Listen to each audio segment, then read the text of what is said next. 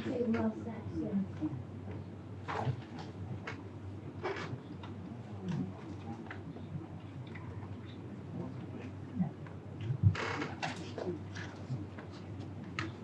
Okay, packed house tonight. I want to welcome everybody to the April 7th, 2025, and I have a planning board meeting. At this time, I want to describe the fire exits are not only the way you came in, but out the door and down the hall to the other end. Okay? There's an AED on the wall, crosser if needed, it can be used. This time, I'd like everybody to turn off any other electronic devices they might have, phones, what have you, ringing or whatever, would interrupt somebody maybe giving a presentation or us trying to answer a question from folks. Okay? Would you call the roll? Sure. Sharon Steigerwald, Here. Steve Law, Here. Dave Martin, Here. Rich Snyder, Here. James Nesbitt, Here. Mike Nelson, Here. Steve Hittner. Here. Okay.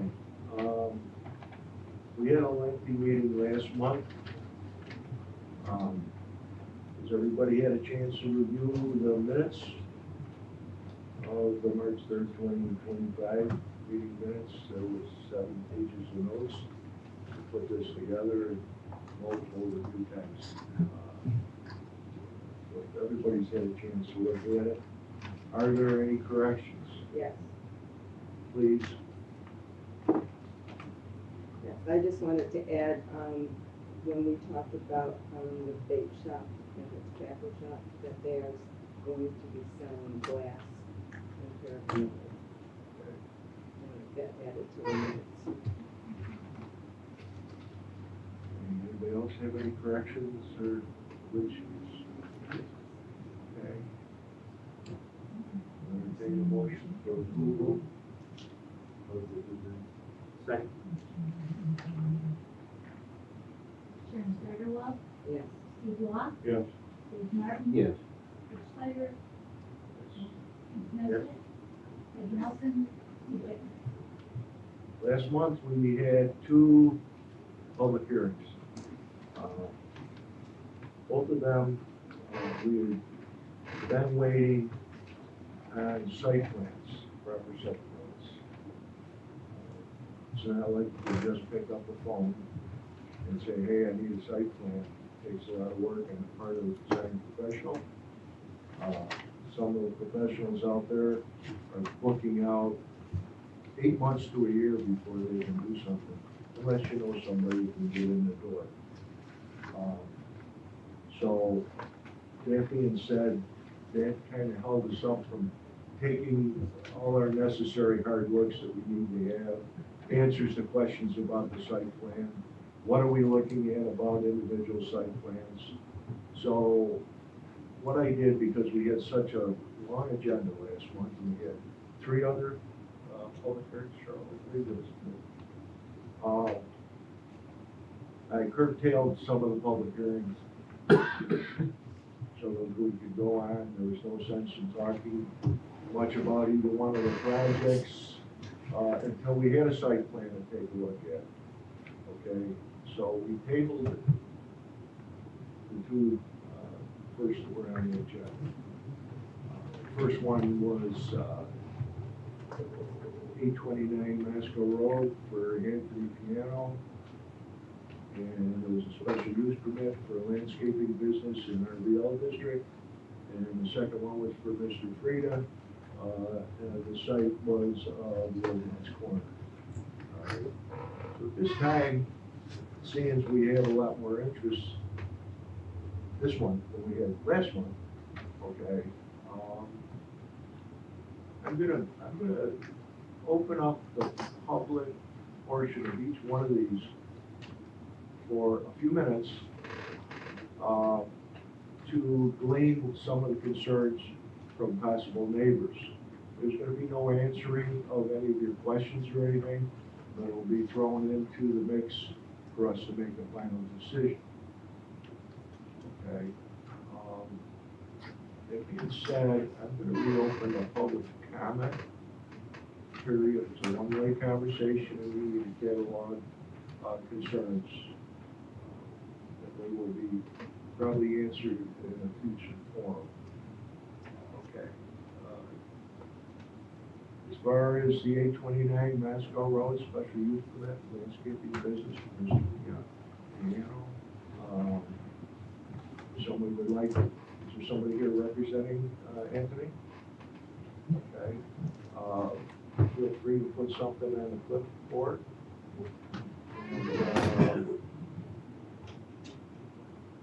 And, he's going to talk briefly about this as an introduction to what is going on and what it is for the site plan. They're going to stay? Too heavy. I'll just hold it. Oh, it's the board. Yeah, It's the board. it happens. If we get some nails, we can put it up on a clipboard. Yeah. Yeah. You might be able to hack that through, I'm serious. It might be too thick. It's okay, I can multitask. Okay. So for the record, my name is Joshua Saxton. I'm a civil engineer at Pastor Associates. You're gonna have to speak up just a little bit. Sorry. And you can address them too. Okay, I'll just repeat this way. Well, Joshua Saxton. I'm a civil engineer at Pastor Associates, based out of Rochester, New York. We've been signed on to help Anthony out with some of the comments that this board had and requests that they had for this project, mainly being, what you previously mentioned, getting a site plan, something to look at, review, talk about, and ultimately approve for the site. Kind of as presented at the last meeting, even though I wasn't here, we're located at 829 Moscow Road. There's an existing structure and infrastructure on the site. But, as a part of expanding and making this a landscaping business, I'm wanting to have an area for various uses of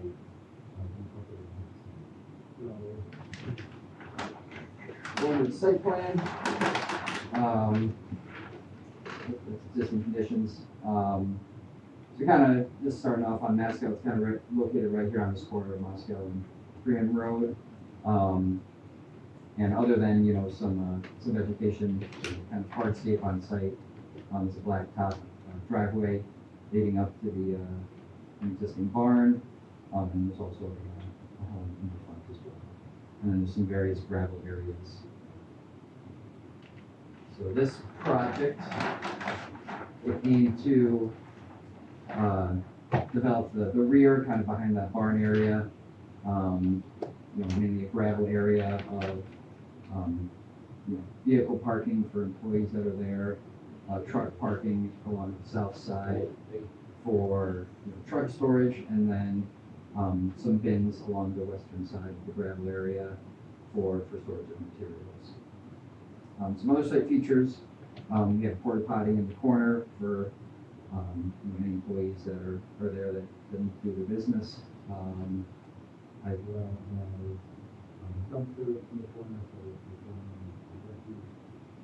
and also secondary gravel access with a gate, so that majority of the vehicles aren't turning on the Moscow. Also to note, proposed the fence along the northern side next to the barn and along the southern edge of the eastern side of the gravel lot, with a chain link fence for privacy screening, so that provide some buffering from driving or neighbors, so we're not disturbing them with these vehicles and vehicles. Other than that, it's a pretty basic site. Other than that, I know we have received some comments from the town with some other factors incorporated. We issued a response letter to those comments. Mainly to do with any lighting, other site features that would be included. We issued a response letter to those comments, and then we recently this weekend got some additional comments involving the EAF form for this project, and some other factors that we have to review for that. So, yeah, I'm here to you know, you may have on this plan now that there's an actual plan to look and comment on, as well as, you know, maybe go into detail on any of those comments that you responded to. Pretty good. Hold on to your seat, Yeah. because we'll probably have some Yeah. questions as we go through it. If Yeah. you wanna leave that wrapped up someplace, you can. At this time, if there are some questions, comments from the board, the people who weren't there at the last meeting, please stand up, state your name and address clearly for the clerk. Yeah, I'm Ron Berslawski. I live at 501 Prim Road.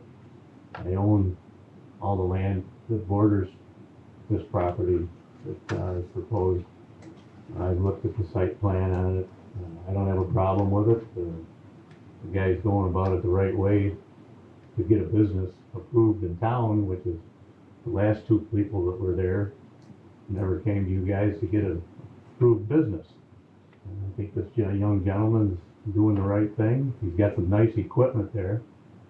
He's trying to clean the place up because the last guy that was there was dumping cement and stuff all over the place. So I think it's going to be a asset to he's not going to have any more traffic down the road, you know, running up and down the road than I do. So I don't have a problem with him being there. Okay, thank you, Mr. Petrosky. Would anybody else like to speak? Yeah, concerns? Supervisor Brown. Steve Vaz, Town Supervisor, I live at 718 Lake Road, Westport.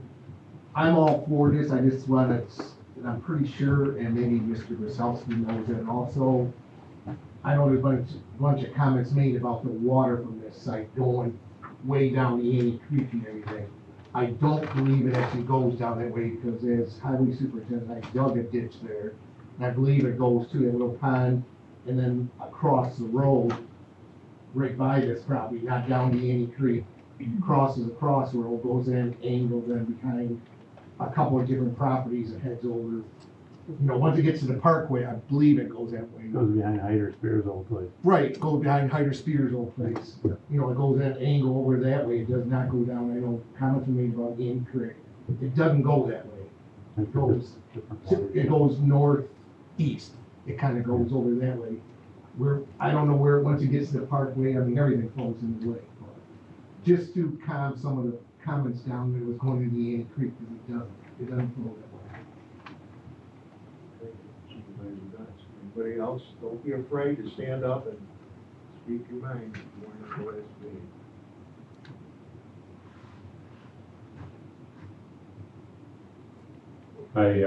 Chris, fire marshal for the town of Hamlin. I was asked to come down and look at the site also. I reviewed it with Mr. Piano. As far as the storage of the pesticides that he has, he's given me all the paperwork, and where the storage is gonna be, it will be all inside the contained area. As far as I'm concerned, as also one of the fire chiefs in the town, I don't have a problem with that.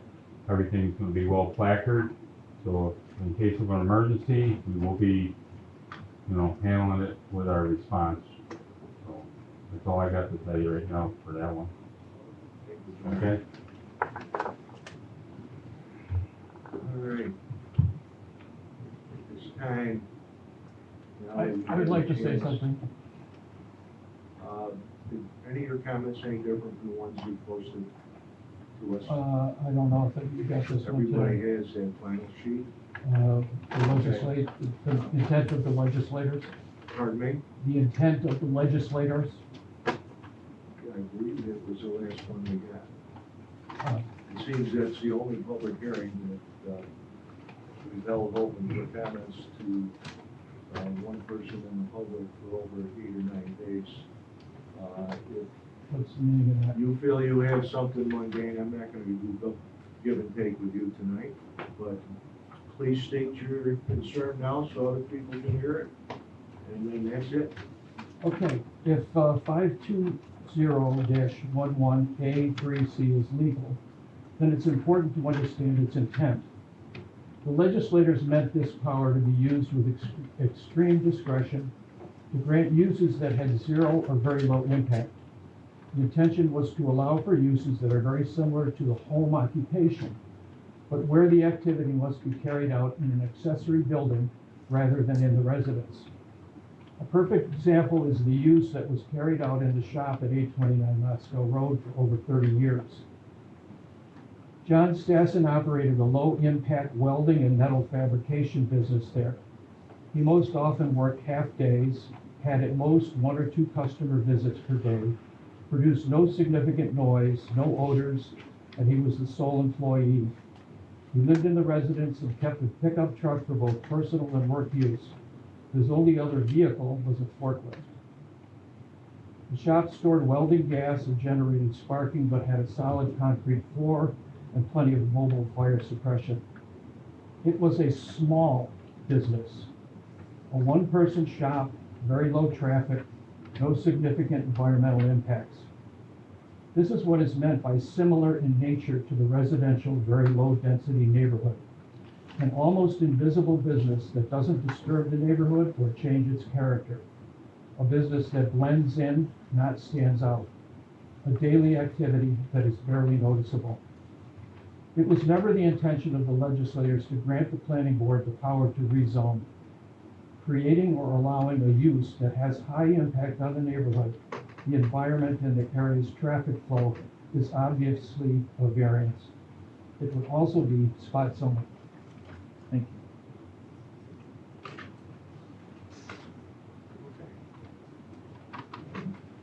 you. That is a concise interpretation to this extent. Alrighty, anybody else? Okay, at this time I'm going to reclose the public hearing time. Okay. We now have a lot of ducks in a row. When the original planning board had the public hearing, of course, something we usually do anyways, is take the appropriate and proper action, considering things in here, our due diligence, which we couldn't do before because we didn't have a lot of the information we needed to have. So, we got a lot of stuff. We presented a lot of stuff, different things, so we've got a site plan. At this time, I'd like to open it up for comments from staff, board members, engineer, and attorney. This could be some give and take if you want to step up as representative from Paswell and as Anthony, you can do that. You can talk back and forth a little bit. We've got a lot of conversation up there.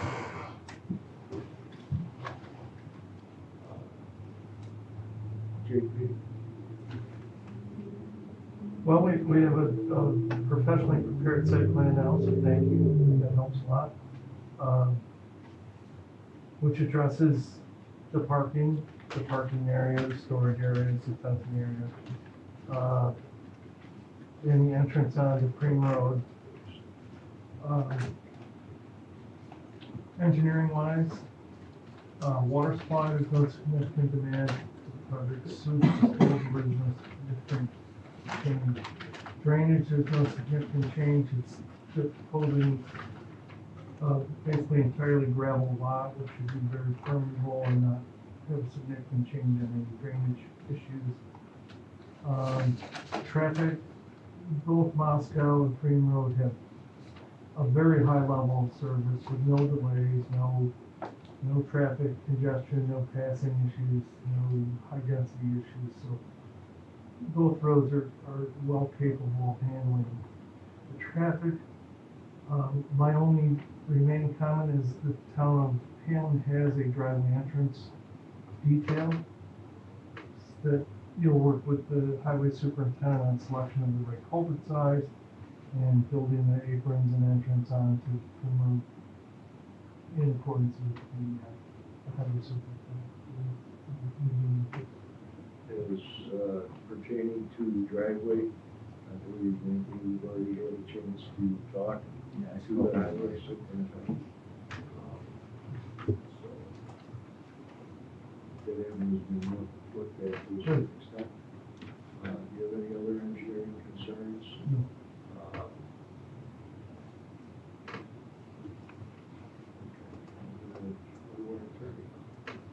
Thank you, Mr. Chairman.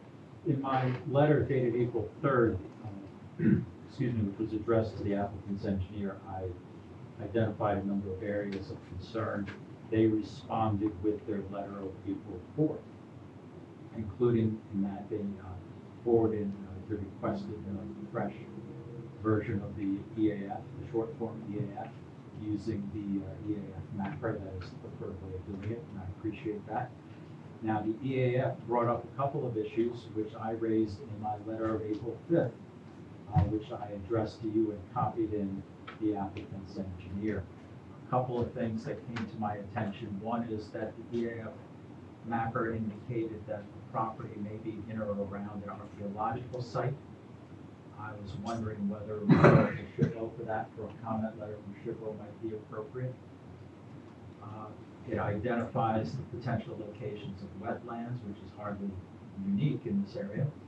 Also, it brought up the fact that there may be a threatened or endangered animal, at least deterrent, which apparently is a bird. At this point, certainly we should ask the applicant's engineer all the questions you believe is appropriate, make direction to them for any revisions that you think is appropriate. But I'm thinking this matter should be tabled after all of that to the May meeting to allow an opportunity for county comment referral as well as perhaps feedback from SHPO. But since I'm raising those, perhaps the applicant's engineer can address those. Yeah, so I guess those EAF issues, Jason already had them. The archaeological, we looked at the Chris Online system for the GIS. There was a READY program that was along Moscow Road that they did some phase 1A and 1B studies. We believe that's what pinged it. We did submit to SHPO today actually, just to get that process started. And further looking, there wasn't any other pinged areas of archaeological significance in the area. So we're just awaiting them to, usually they respond to the letter, nothing required at this time. As far as the wetland, the only thing that pinged on our map was there's a creek, a tributary of Class B to the west of the project. It's located on the site, but it's not in any proximity to what we're developing, and we have no effect on that because it's further west of the development. And then we did prepare a letter that we'll be sending over with regard to the bird that you had mentioned, the bird species. It's an interesting looking bird. Everyone wants to Google it when they get home. Mainly looking at the habitat that they look at. It's mainly high density shoreline, big wetland areas. That's their habitat usually. And given the area of the development in the area, and obviously the lack of that kind of habitat, people who would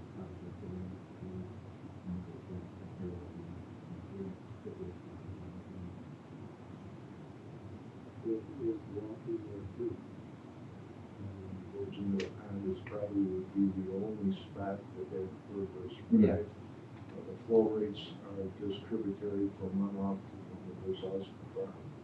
I don't know how many acres that flows both around the orchard and all that other stuff, and it comes down through there. But these specific birds thrive in the Anaheim marsh, and as well as Sandy Creek, Roger Road Trail, and everything else. So we just call them marsh chickens. So, yeah.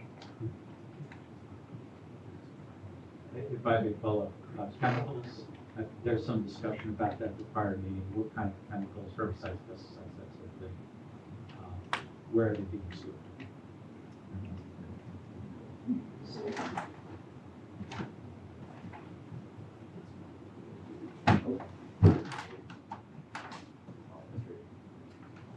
So we're seeing the barn here, there's a room here under lock and key that's labeled pesticide storage. So you're referring to the barn that's attached to the proposed parking section, correct? Is the tributary that you discussed, is that anywhere near the barn? It kind of runs along, might be hard to see, but, so obviously this is a barn area, and then the tributary kind of cuts across here. There's actually a culvert put in here. On this road, Yeah, more to the north. yeah. So it travels along the western side of the parcel, so not close at all. For the record, can you call out roughly what the distance from the barn to that tributary might be? There's my quick scale. Probably 150, 200 feet, I would say. Oh, it's more than that. 400. It's more than that. More than that? Okay. Well, I'm assuming the engineer has a scale. Yeah, we can- Scale it out. Yeah, we can add that to the plans too for. That would be helpful. I have nothing further, Mr. Chairman. Sure. I'll continue this if you're ready. We don't have any comments. We have observed, we're not trying to ask them to do, to get completed and done to the best of their ability. So I think we're on track.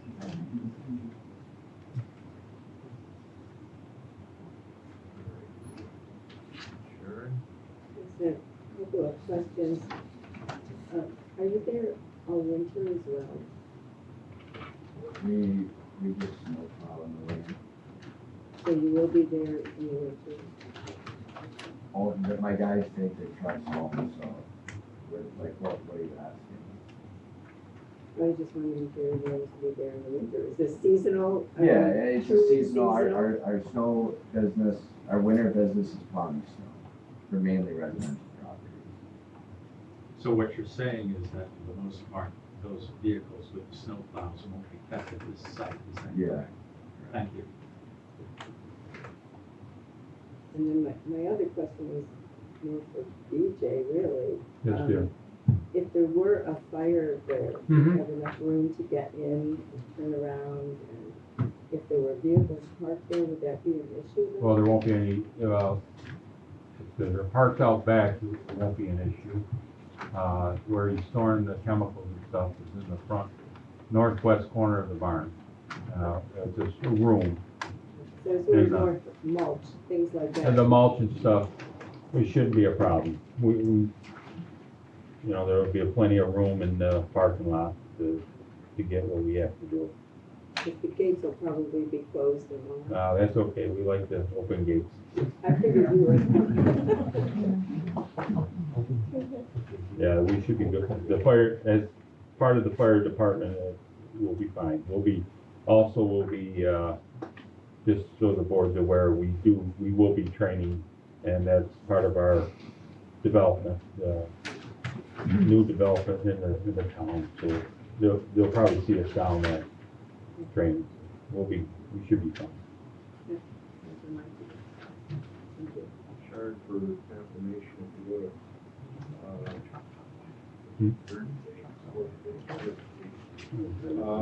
Vehicle tracking and turn radius plan.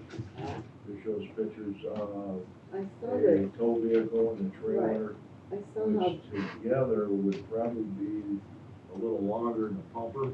okay, I saw how they would park, but Right. I just wanted to So make they would sure. also, would be able to move things around there. So I can add a little bit to that as well. In the civil review that I do, this building's only roughly 120 feet from Green Road. That's not a long distance for fire protection, to even work off roadways. It's when we get into several hundred feet back off the road, 400 feet or more, that hose lengths and accessibility really becomes a problem, so. This is close enough that even if there were access issues, I think the fire department has dealt with properties and buildings much further than this existing, mailbox. And I think there's a fire hydrant that's not.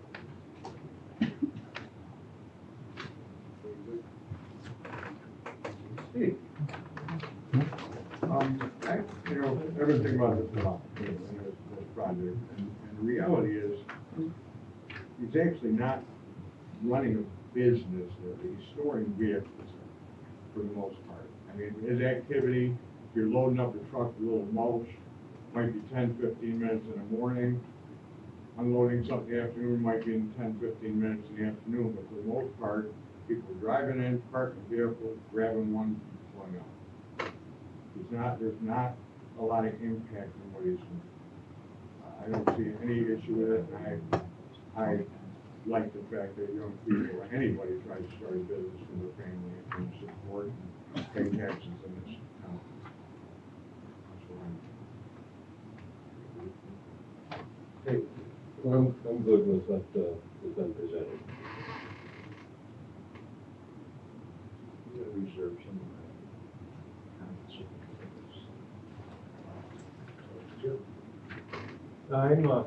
I'm good. I'm looking forward to it. Just for the record, we talked about traffic. I don't see any traffic with guys coming to work and taking his pickup truck and going more along. He's someplace else. I'd like to leave you with John Stassen, know him well for years. One of the main things he did in there is build grant cars for Lester Street. Okay?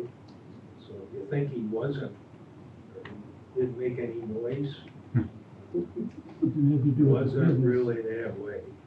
Okay, and, I know he's had 180, 200 mile an hour cars. When you break them, put them back together again. You fire them up, you make sure your drivetrain is right, and you go. And he's had some pretty good burnouts. So, glad neighborhood, there will be. Good.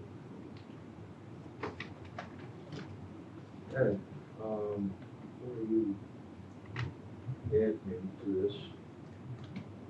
We had a brief discussion at one of the original board meetings about this, about chemicals, sheets, they don't call them, things, okay. Leads me into, you probably a little bit more in tune with that, as well as some of the agribusinessmen here, might want to address concerns of what this might include. Yeah, I just think that, something that DJ, the fire marshal, is gonna wanna have in the fire department is a list of every chemical, which you should, from the manufacturer, obtain, and when you buy it, we should give it to you, and that's the sheet. To be kept on the site and at least on file with the fire department, so if there's a fire, they know exactly what they're up against, what kind of chemicals can be, turned into, and how to properly fight them. So that's just something that you should have on hand as a business owner by law, and also it'd be good for the fire department to have a copy. We emailed him a copy as well as Cheryl. I don't know if she forwarded it to you guys. Oh, your SDS? Yes, Okay. yes, and labels, yeah. I'm very satisfied.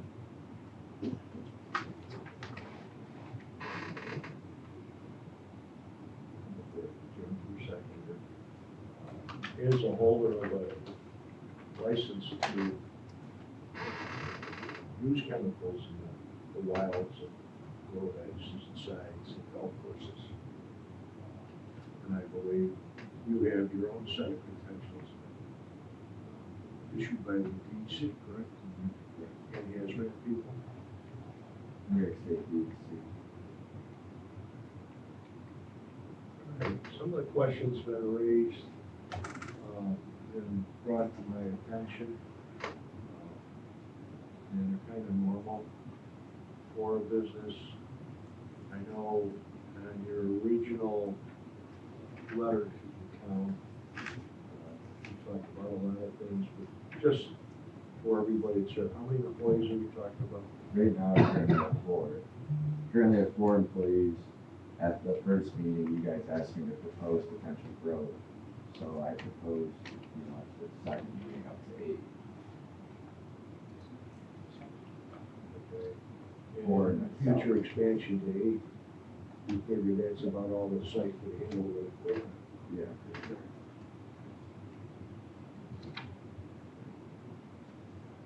All right,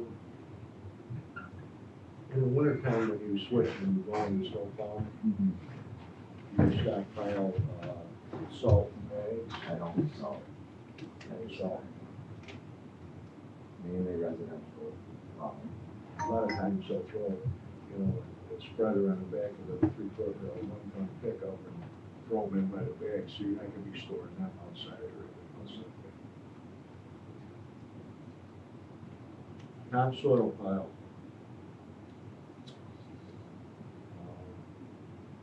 You gonna cover that? So the one It's proposed not on the, used, on what the do you need to plan, do it? that topsoil pile there, that's something I'm happy you brought that up. Would you want that trucked out, or, that's what we want to talk If about? it was mine, I'd put it on some sort of pad so that the mud doesn't leach out into the pores of the stone. Yeah. Okay. It's totally up to you, but you'll be replacing stone and taking mud out of your parking lot if you don't.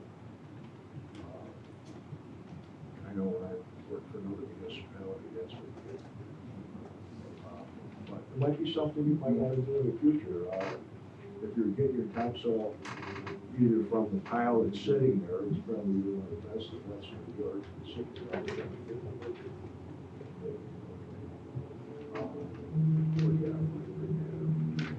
Lighting, grid lighting was shown on the site plan. Are you expecting to have outside lighting? Security. Are you gonna have security cameras or anything else like that? Yeah, we would. Till what time frame? You put the 6-foot fence in, right? Yeah.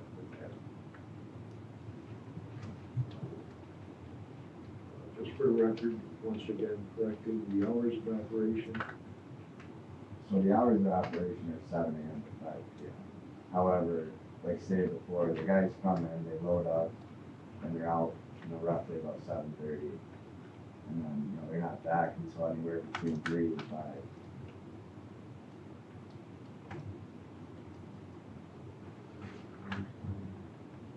Inside, there's no water in that building, is there? Inside there, is there any security questions or anything that you've looked at that you might need to have put out there?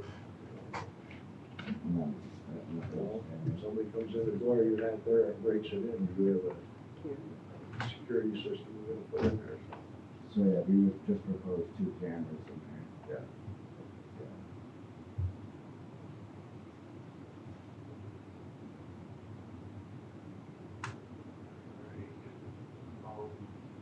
Has any of this generated any more concerns from the board?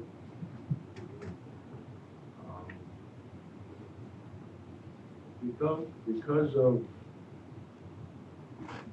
the ability of you guys to get a design and site plan out, and the town trying to work with you with the time administration, 2 things fall through the crack in that case.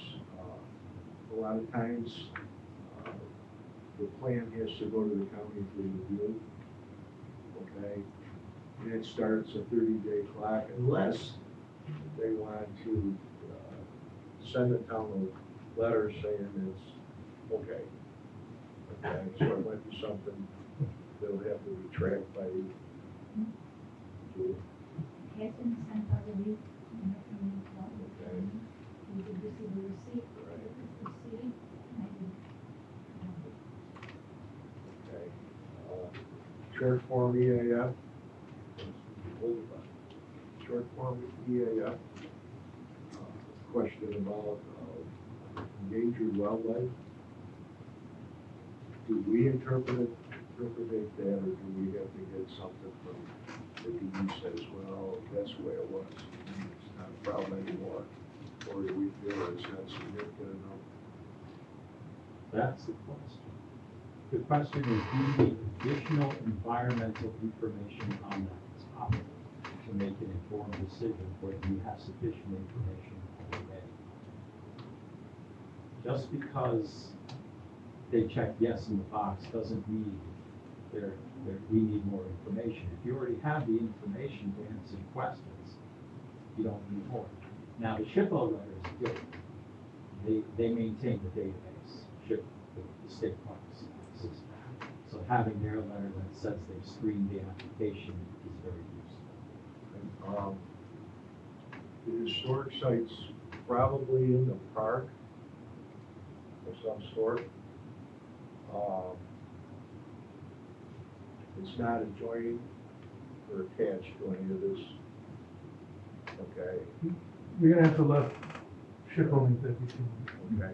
Because there's, just to digress a little, you know, we've done projects along Sandy Creek that, for whatever reason, artifacts have been found in different locations. We don't know, SHPO could flag it as archaeologically sensitive for a host of reasons. And so they present an application to them and they make that determination whether further study is needed or not. Okay. It isn't something we have to chase down, we just need to have that information. Which they've ordered. And I will say for the endangered species, we're supplying a letter kind of outlining our findings from our environmental scientists. That also, you can use that. And they've There's also, no answer to those two questions at this time. Does this change our seeker at all? Feeling it's somewhat insignificant to the whole. it means that we're not ready to do a full secret determination. So we give them some guidance as to what additional secret information we need, environmental information, excuse me. And if you get to the point where you don't need any more, then you can move forward. Other stuff I know, but I'm trying to get the language, the wordsmithing that a lot of us are very good at. Okay, up in front, keep it simple, don't leave the door open. No wind to blow. It's the law. One of the things they talk about the bird, there's no marsh land on this property or any marsh. It's like, I've been on it, 1%, no marsh, no impact on the bird. I'm just curious, why did it have to go to 125? When no other business or no other home occupation we've done before has. I don't think this is truly a home occupation, actually, if the Beacon Road. It speaks of, County road, well, it speaks of special uses, it's a special use occurring in an accessory use, or accessory structure. It isn't just carved out as a home occupation per se. I'm just curious, because when we did tackle shop, it was an accessory use in an outbuilding, and we didn't have to go to one family. I don't know if it was referred to my probably because it was taking them 120 days to answer us. Just curious, This could just be, understand. no, it's good that you asked the question. Actually, this whole project has been a good class. Okay, you verified a lot of things that we gave them. So, that being said, Pete, I know you made a couple of comments about what we should do at this point. Would you like to reiterate it so that I can ask for a motion to? I would recommend that we table this application to the May meeting. That will allow them time to make the submissions that we've discussed, the additional information regarding the lease return, as well as the SHPO letter. And so long as we have that information back in time for the May meeting, we can proceed. That would be my recommendation. I just briefly, just belabor this just a bit. We need the letter from county planning to proceed, and if we don't have it back in time for the meeting, we'll have to bump it to the June meeting. Yes, sir. Question, if it's close to the 30-day time frame, could we, in the May meeting, could we make contingent? No. What is customarily done is that perhaps the applicant's engineer could make a friendly call to county planning and see if they can be motivated. If you give them a fair amount of time, not necessarily the full 30 days, they can often get a letter out to you. Yeah, normally I, like, if I need something, I call them, they will process something for it. Exactly. So I recommend table. Okay, I close the public hearing. You already did. Yeah. I close the public part of the hearing, and we table the stamp part because we didn't have enough information to due diligence. So.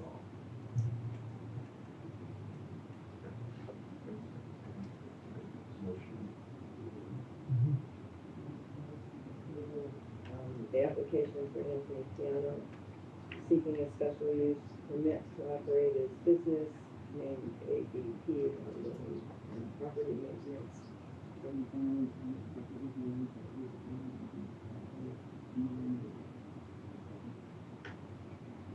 All and seconded. Total votes, please. Jim Steigerwald, Yes. Steve Rock, Yeah. Dave Martin, Yes. Dave Schneider, Yes. James Hanson, Yes. Ed Nelson, Yes. Steve. Okay, very good. That's where we're at.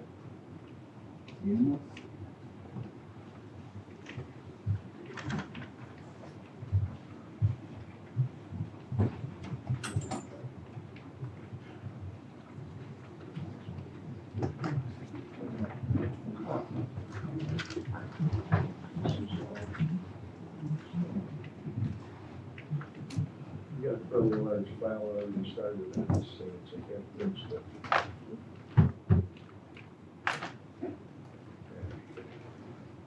Next item.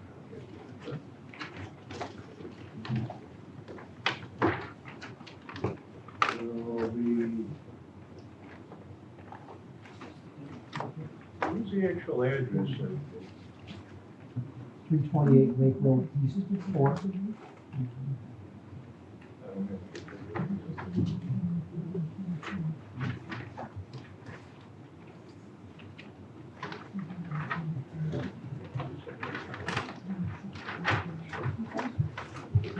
Oh, I've got one.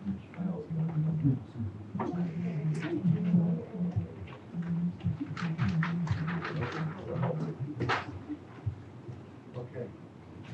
David, you're on. Mr. Frieda.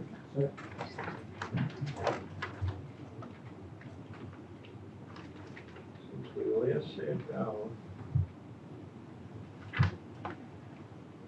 we're looking at, Site plan? huh? Needed a site plan? I don't even have a copy of it. I paid for it, but I don't even have a copy of it. You don't know.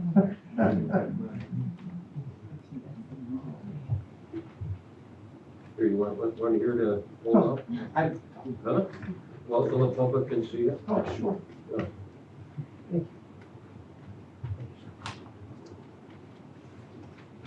Okay.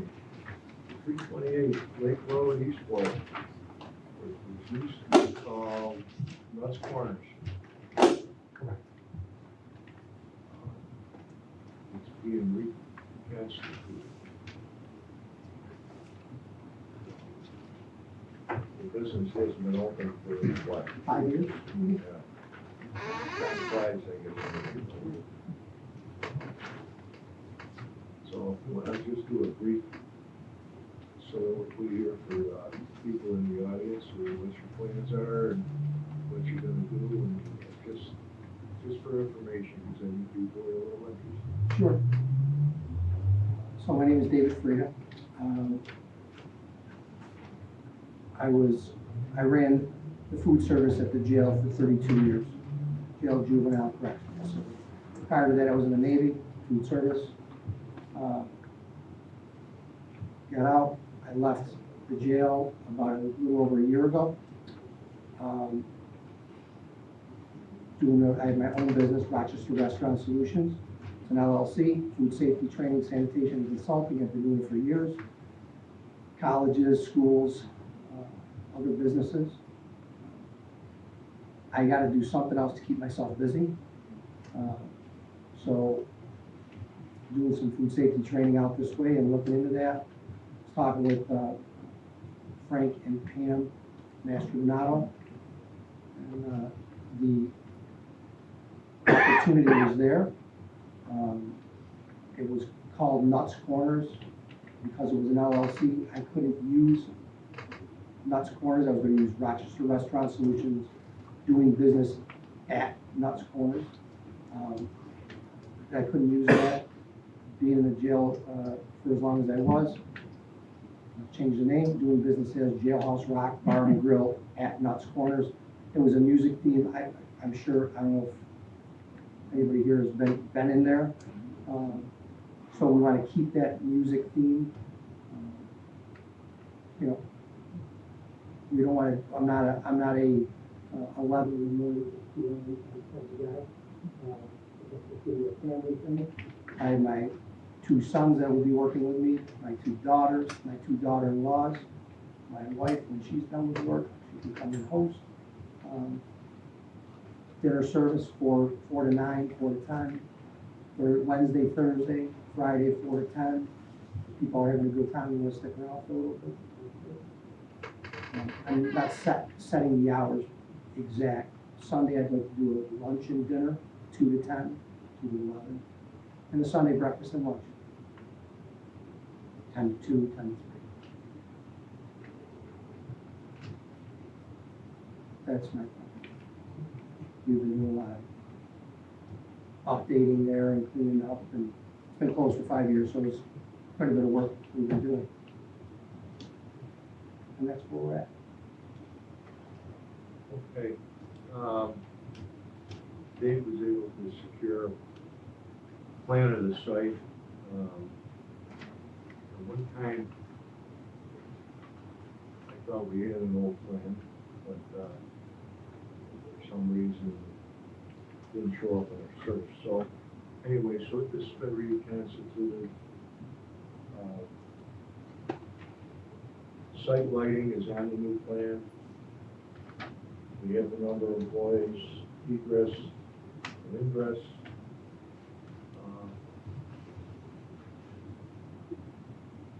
There is some other things, JP. So, you know, first and foremost, we asked for a plan illustrating the site accurately, and we have that in front of us now, showing our parking, and there are pendant lights on each of the corners of the building that illuminate the site. So we basically have a good handle on existing conditions. There was a layout for some parking that has been tweaked.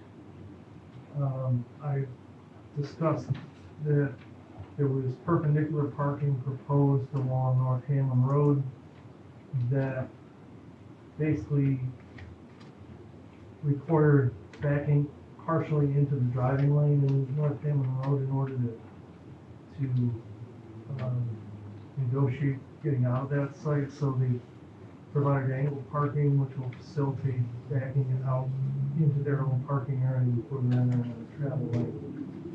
So the engineering issue is the water supply is unchanged, the sanitary sewer is unchanged. The parking is essentially unchanged. The parking, I think, is the only barrier.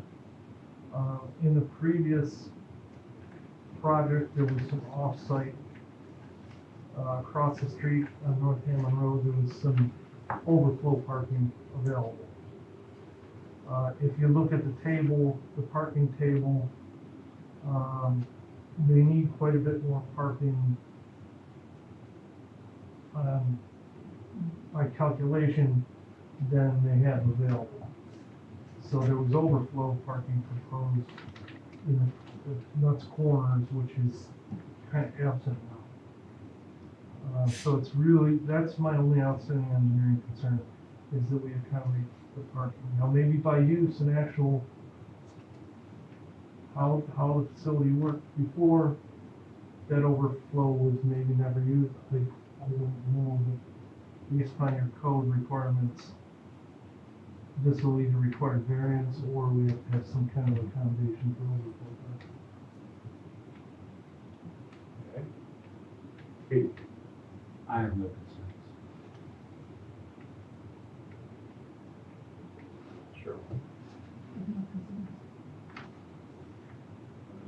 Before I get into the board, back to that parking, did you talk to the landowner?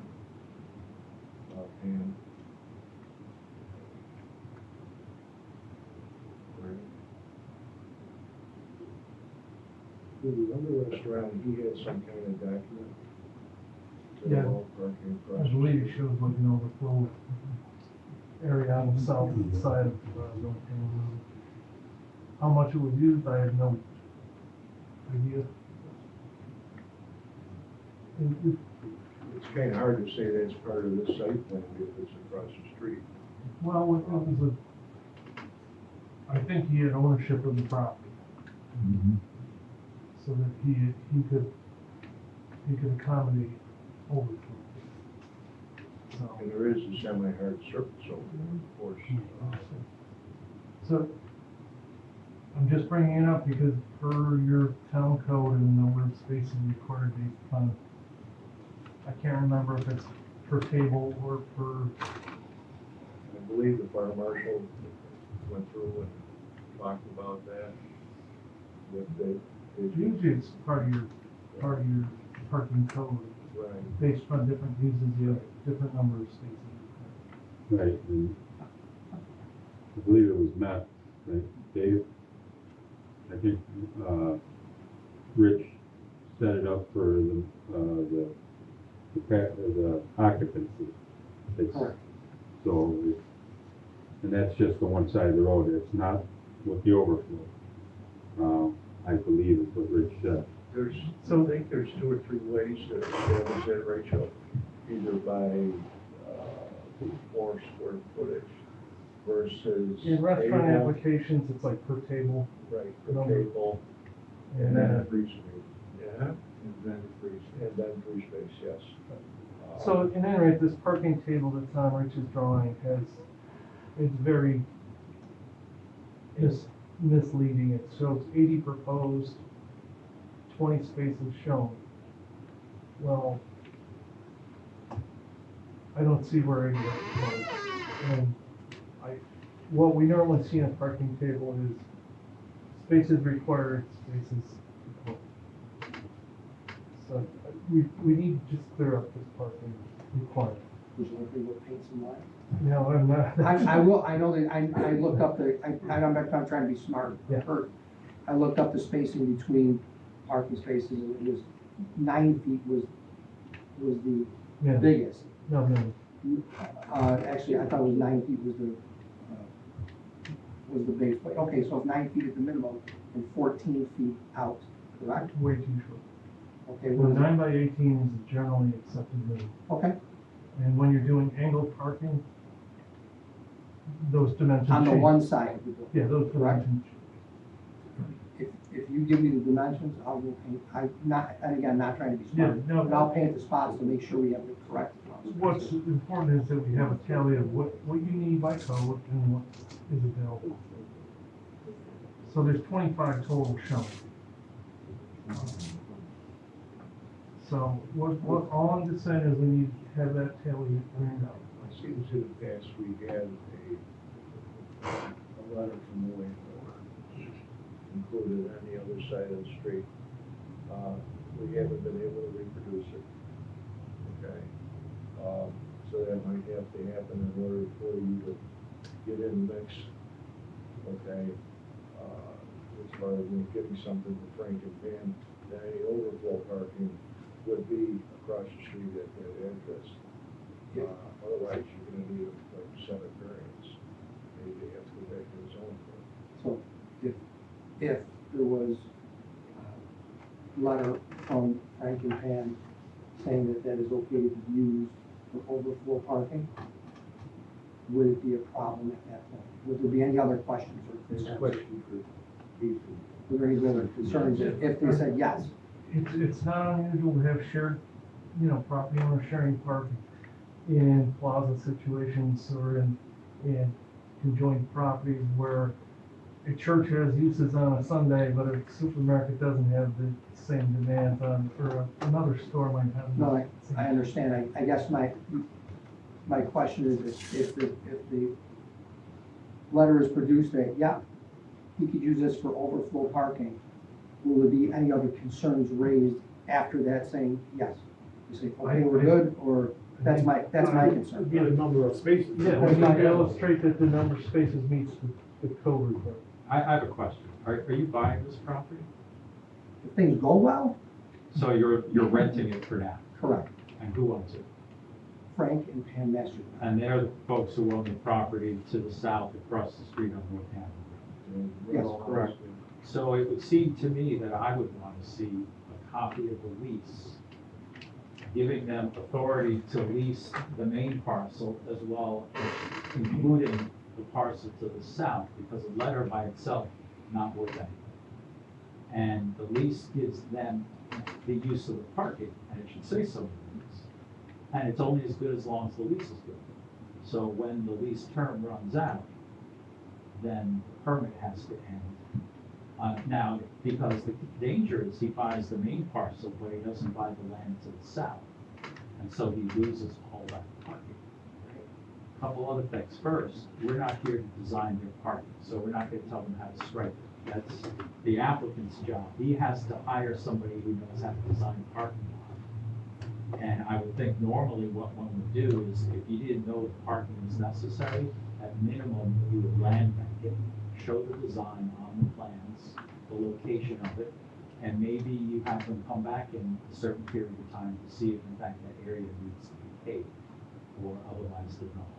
But you have to lock in the locations of proposed parking and make sure it works. But yeah, I think you have to tie it together, and if they were actually going to buy the main parcel, you'd want to see an easement in place on the southern parcel. You give an encumbrance of some sort. Oh, yeah, like an easement, yes. So they can't just get rid of it any other time. A letter, on the other hand, the letter of permission isn't.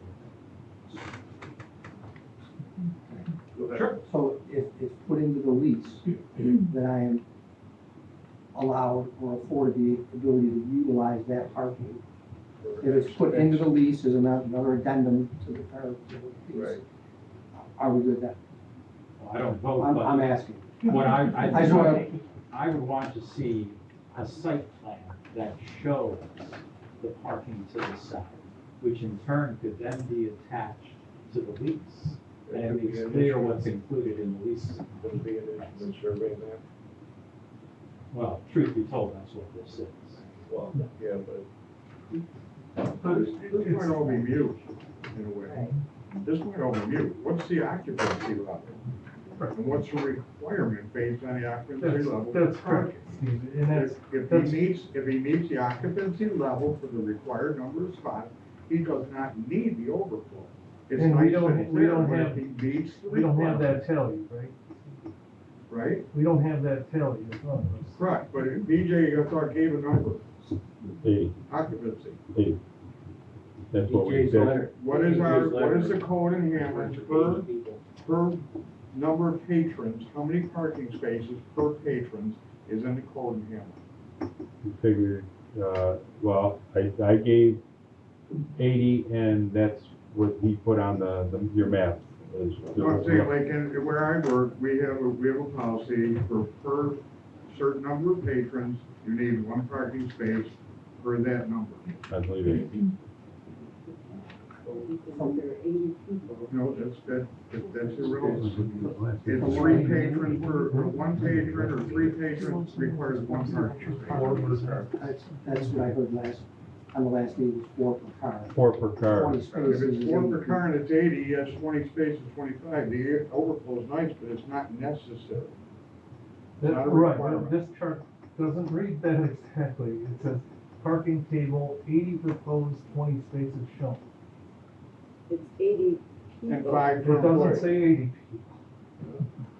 So we change it to people. So we need to do that. That's even easier. We need to review the code and see what is required by code based upon square footage or the patronage. All, that's the only point I'm bringing up is we need to own down on parking that it needs.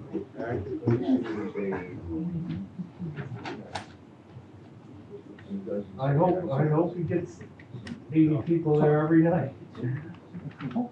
So, I guess my question There's. What? Everything. Then a little more budget level. The eating area outdoors, is that targeted for 80 people? It would seem it's part of the seating areas and So it's all classified as one, whether it's outdoors or indoors. patrons.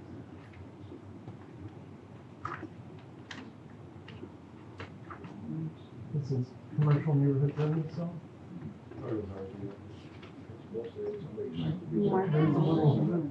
No, what's the zone here? Commercial neighborhood business? I think it's CUP. Yes. I thought you were an Elvis fan, not a Joe. Yeah, what is he? I like Elvis too.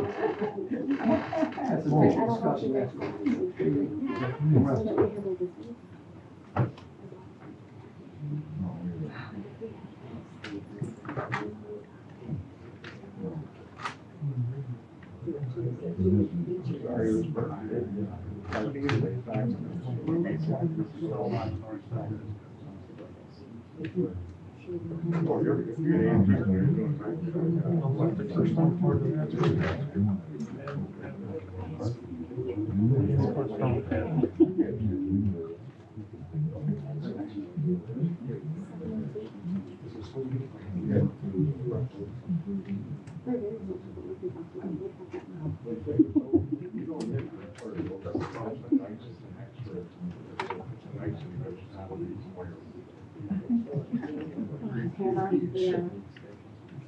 It's a word. We know what it means.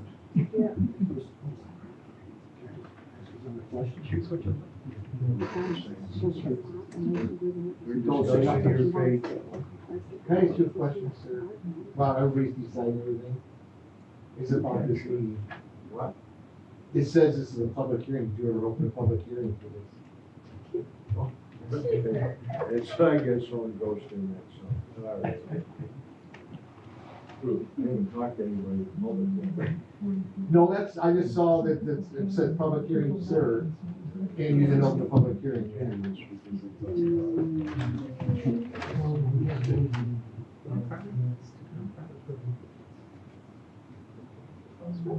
Is everybody ready? We're gonna open a public hearing. Can you hold it? Yes. We'll get our procedure straight, we've just been so far off the rails. Sure. It's fine. All right, so just to put this parking, the parking code lists restaurant as one item, or taverns and nightclubs as another.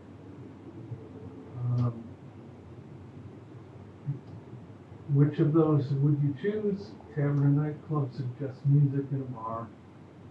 A restaurant, we know what a restaurant is, not necessarily music. But in any, and there's different counts for each one, but a restaurant has a number of different standards. One for each 4 persons of the maximum capacity, 1 per table, or 1 per table plus 1 per employee at the larger shift. So there's 2 measures we could go by under that. And under tavern, it's straightforward. It says 1 per 50 square feet of gross area plus 1 per employee on the large shift. So all I'm suggesting is this tally be honed out. We've all agreed to what that tally is. If it's 25, beautiful, we're good, we're done. But we don't have a solid tally, I suppose, that is worded explicitly in line with code. I'm just saying the parking I know table the wording is is poorly, on the it's poorly site plan, worded but we have the occupancy from the fire marshal. for a restaurant. And if you're gonna do tavern, that building's not 4,000 square feet in the area of use. Well, a couple things. There's the square footage of the building, and we're gonna have outside occupancy as well. And if people are sitting outside, whether they have a roof or not, I would think they'd be a car to get there. He's proposing a restaurant, though, correct? Well, Are you to be honest- proposing a restaurant? to be honest, I'm putting, it's a restaurant bar, I mean, it is what it is. Yeah. I mean, you've seen it. Yeah.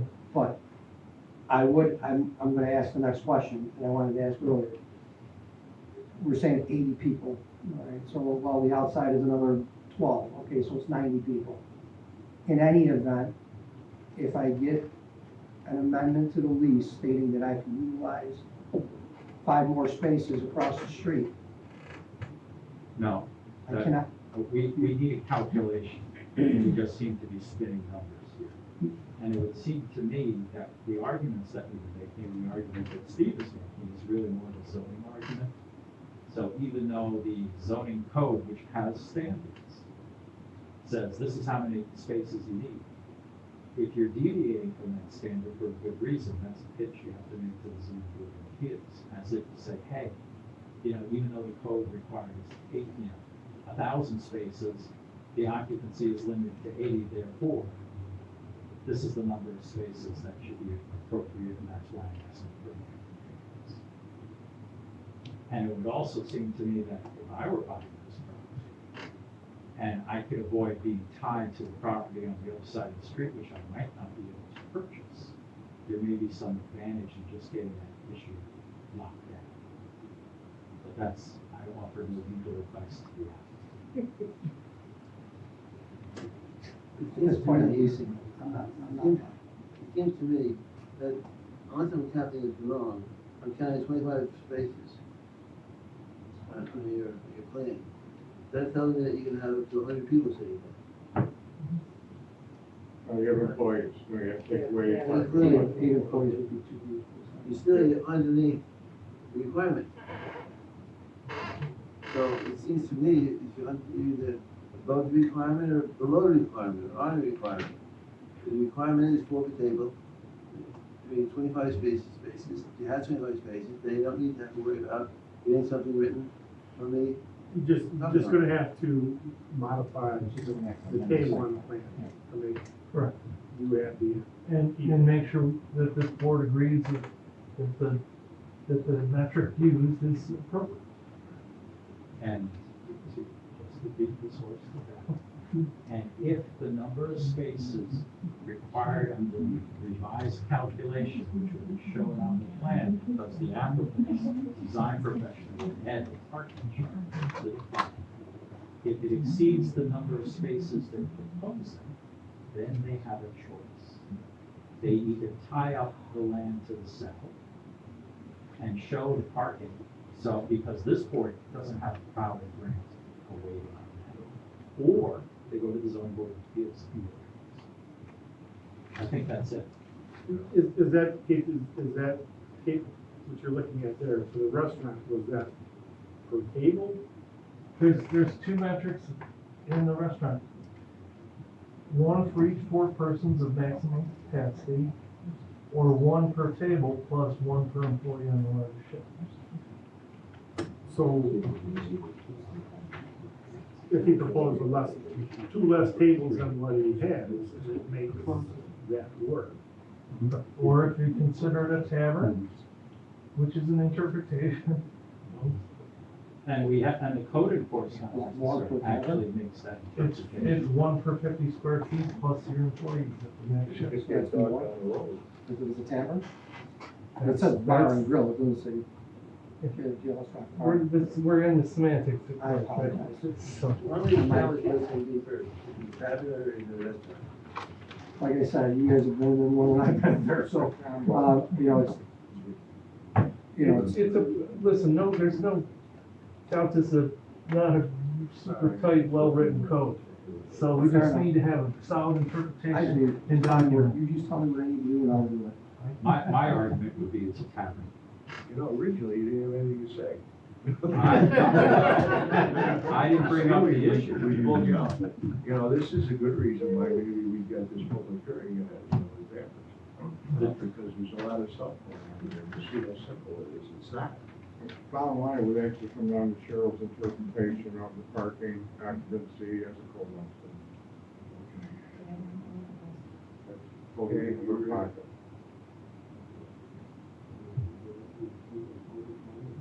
This is a hearing. Good meeting.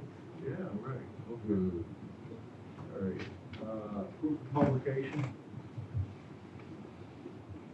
Sure.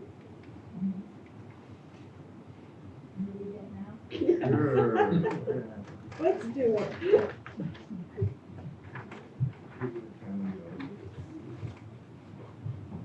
Okay.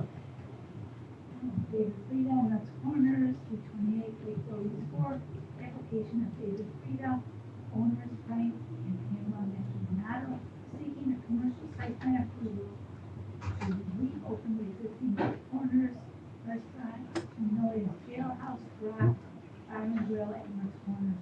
Located at 328 Lakeville East 4, this is a commercial neighborhood business zoning district. Tax file number 00006.04-2-23. All interested parties will be given that opportunity to be heard at this time. Okay, very good. With that being said, this is public hearing for Woodlands Corner. We had a lot of discussion about it. Is there anybody out in the audience that has concerns? Or against? I would say, just say, I mean, I guess, you know, it seems like this is almost a goal, except for a parking issue. So even if it is, you call it a restaurant, 100 people with the outside parking, you got 25 parking spaces shown, it's good. It sounds like the only thing that we need is it written down 80 or 100 people or 92 people on that sheet of paper is occupancy. And then this place can open, or you guys can consider letting it open. So I think that is a fairly easy thing, and I guess that's, I mean, I'd like to see it open again. I used to go there, we went to Frank again, and it was great. Like I said, this parking issue shouldn't be a big thing, even if it's just a simple wording change on a map, then let's do it.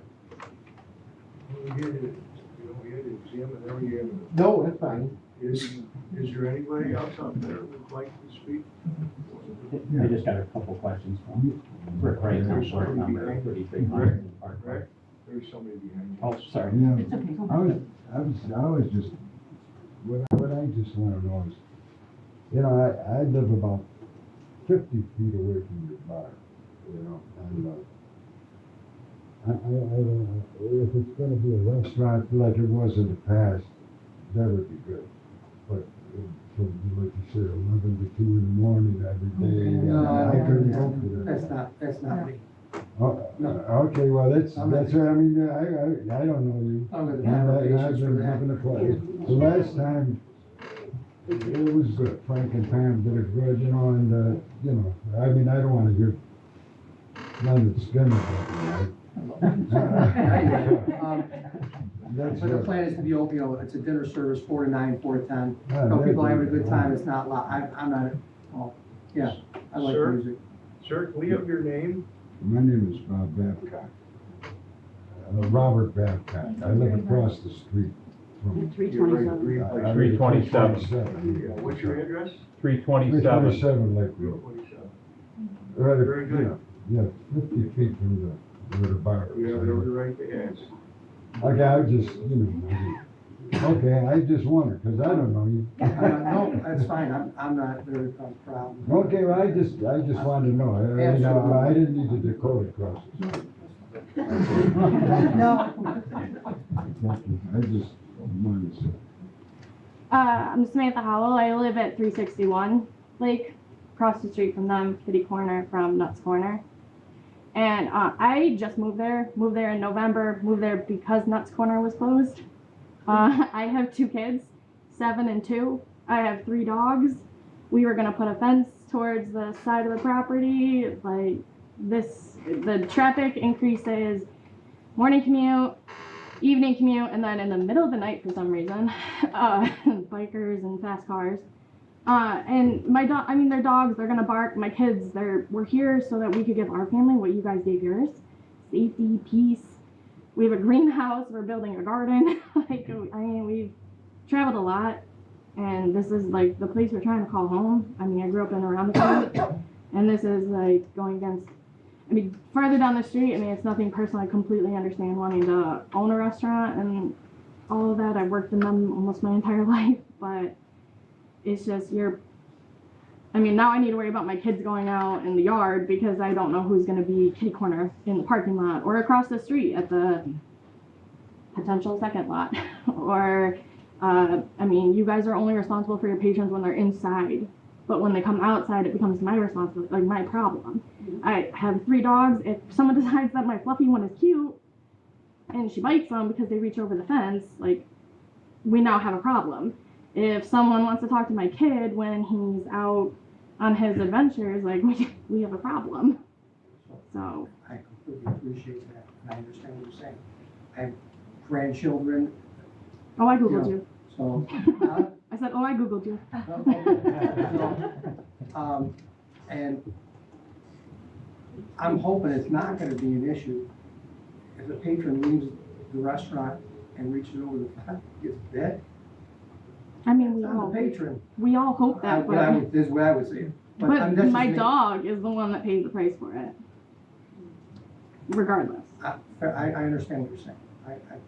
And there's just no way for you or me to make sure that they don't do that. Drunk people do dumb things, right? Fair enough. Ma'am, you live southwest across the street, across from Mr. Babcock? Yes. Okay, so people from the restaurant would have to walk across the street. So the 19 to get to your property. yeah, they would have to cross the I street. doubt very much they would be doing that. They're gonna cross the I street for the wouldn't- potential I second wouldn't lot though, even aren't they? suggest it in- What's that? I said they're gonna cross the street for the potential second lot though, aren't they? No, they're not doing the second lot, he said. They're not doing the second. They don't need it, they got enough space without. I mean, we just said drunk people do dumb things, right? And strangers. And strangers, and Yeah, whether the restaurant or not. it does bring strangers into the neighborhood. A neighborhood that I bought because I thought it was safe. Well, And this- quiet. No, this place isn't gonna be like the neighborhoods in the city. Well, we also talked to previous neighbors who told us about Nuts Corner and how the music directly comes out and towards our house because we're where the door opens. So you put your patio lot out there, the direction comes straight to our lot. So now when the music is out and the people are congregating outside at their parking lots, that's my dogs, that's my kids that are now interrupted by this I too. get that, but there's no sidewalks out there. It's not the mode of travel on that road is, People walk it all the time. that might be, but not for the restaurant. Going down to the creek and they wanna fish and all that stuff, I can see that. Knowing there's been a restaurant there for a long time. But not for the past 5 years. Okay, and, nobody go over on that side. So, there'd be no reason to. The cars would be in front of the restaurant. Are you able to guarantee that? Pardon me, I said, are you able to guarantee? There's nothing like to be guaranteed, ma'am. I'm just hoping that, people that live here and the type of people were in there before and knowing Mr. Rita are gonna be good neighbors. Now, the dogs should not go outside of the French area, there's a leash law in this town. It's a side lot. Unless I'm mistaken, where you live. Okay, I don't feel it's really mundane. If there is issues, something, the restaurant can make, discussions and all that other stuff. If somebody's giving you a hard time, you can call Monroe County Sheriffs. They should be out there more anyways, because people go through there at 60 miles an hour in a blind corner. You just can't get the state below the speed limit. So, that would be my suggestion. Now, listen, it's a good point, but there's other ways to address it. It's not a deal breaker. That's why the parking lots are set the way they should be. Correct? So, just a couple of questions. Have you figured out how many tables you're serving yet? Like for your setup, how many tables? We're looking at about 40 in the dining area. 40? 40 people. 40 not people. tables. Table, Not I mean, tables. tables, there's 2 tables, 2 tops and 4 tops. Okay. There's, you can fit between 12 and 16 at the bar area, and about 20 in the back room if there's a party of, you know, I don't know, soccer.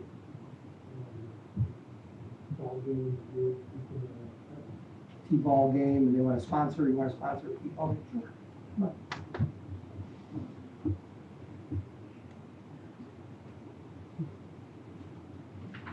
Any other questions, concerns, discussion?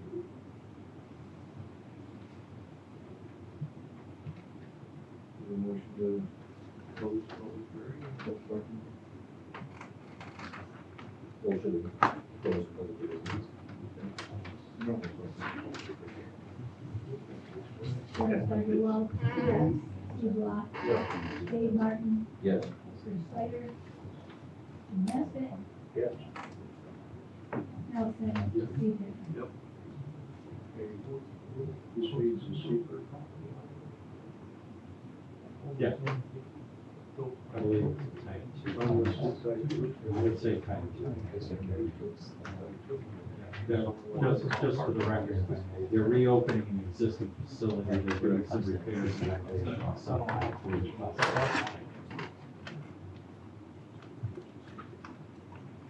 I make a motion then for, Dave Frida, formerly Nuts Corners, 328, Lake Road, East Fork, for, the type 2 negative deck. Sharon Steigerwald. Yes. Steve Block. Yes. Dave Martin. Yes.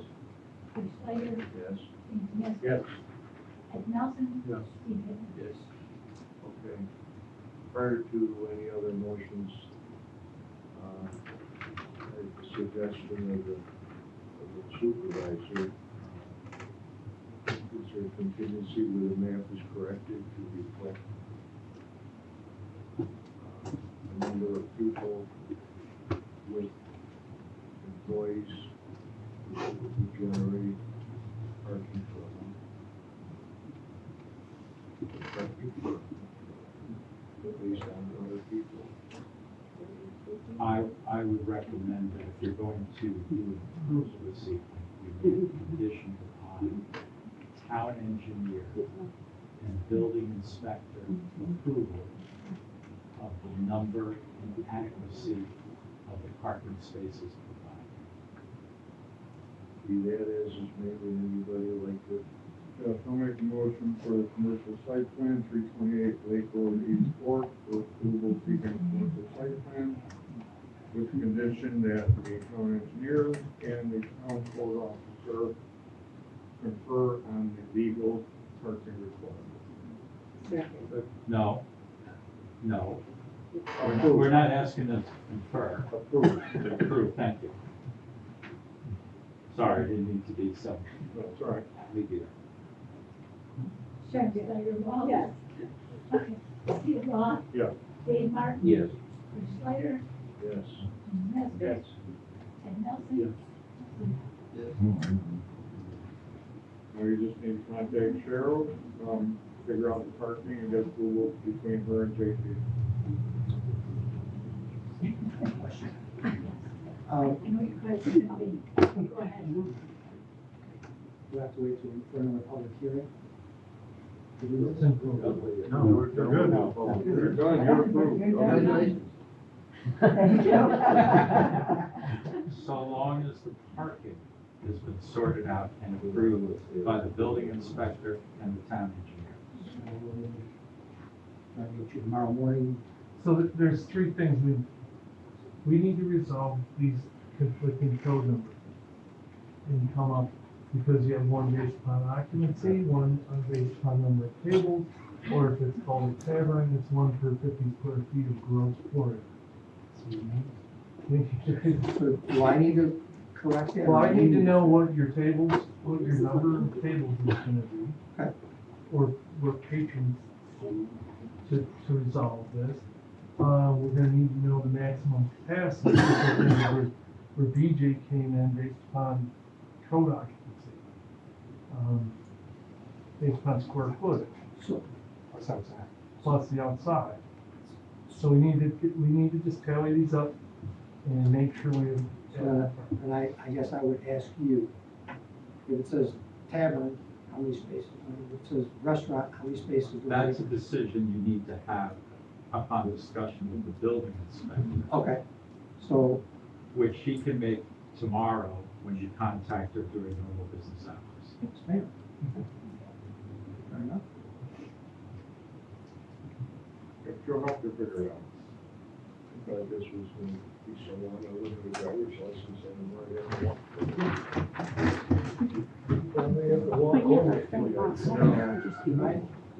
You're good.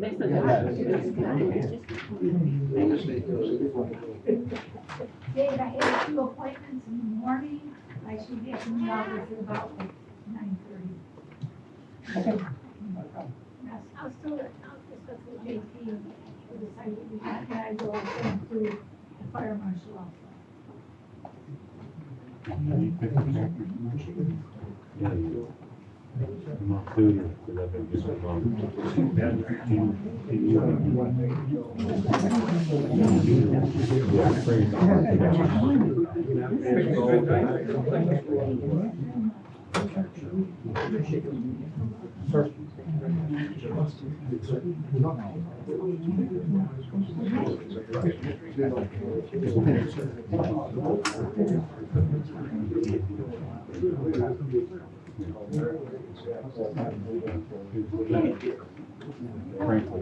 All right, next item on the agenda is for Kevin Trout.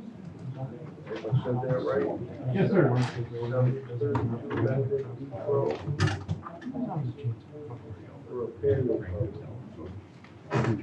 I did not come with formal documentation for proposals at the meeting last month.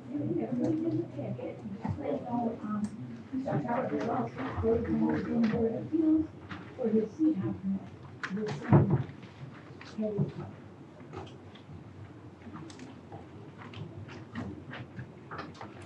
So what I'm proposing to do with my property is to extend a 16 by 32 patio cover over my existing pavers on the lake side of the property. That's 73 feet.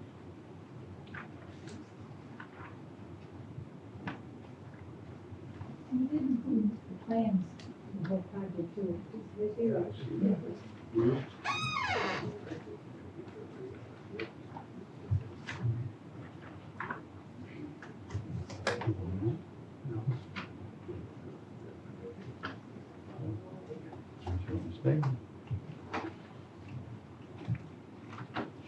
Okay, there is a fairly decent sized packet on this. Janine? No issues. Met pretty much all of the conditions on the listing for the conservation order.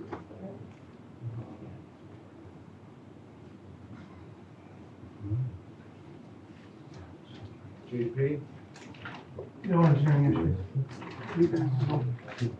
It's a type 2, I have no concerns. Cheryl, Aiden. Sharon, No concern. no concern. Okay. Looks good. Good. Good. I guess we will, but seeker, please.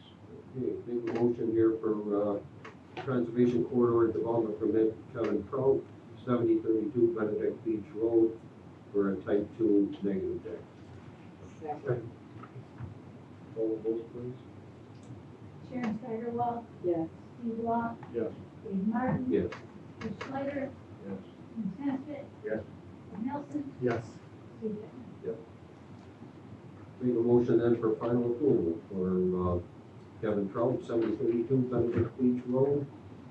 Owner Kevin Trout, Conservation Corridor Development Permit, and a patio cover to the front waterside portion of the existing dwelling. This is in the SR zoning district, LWRP, and CEHA area. Tax account 007.01-1-15. Following documents have been submitted for review. Letter of intent, aerial photo of the property, instrument survey map, conservation corridor development permit application, and plans for the property. Second. Call the vote, please. Sharon Steigerwald, Yes. Steve Law, Yes. Dave Martin, Yes. Rich Snyder, Yes. Jim Taskett, Yes. Ed Nelson, Steve Chipman.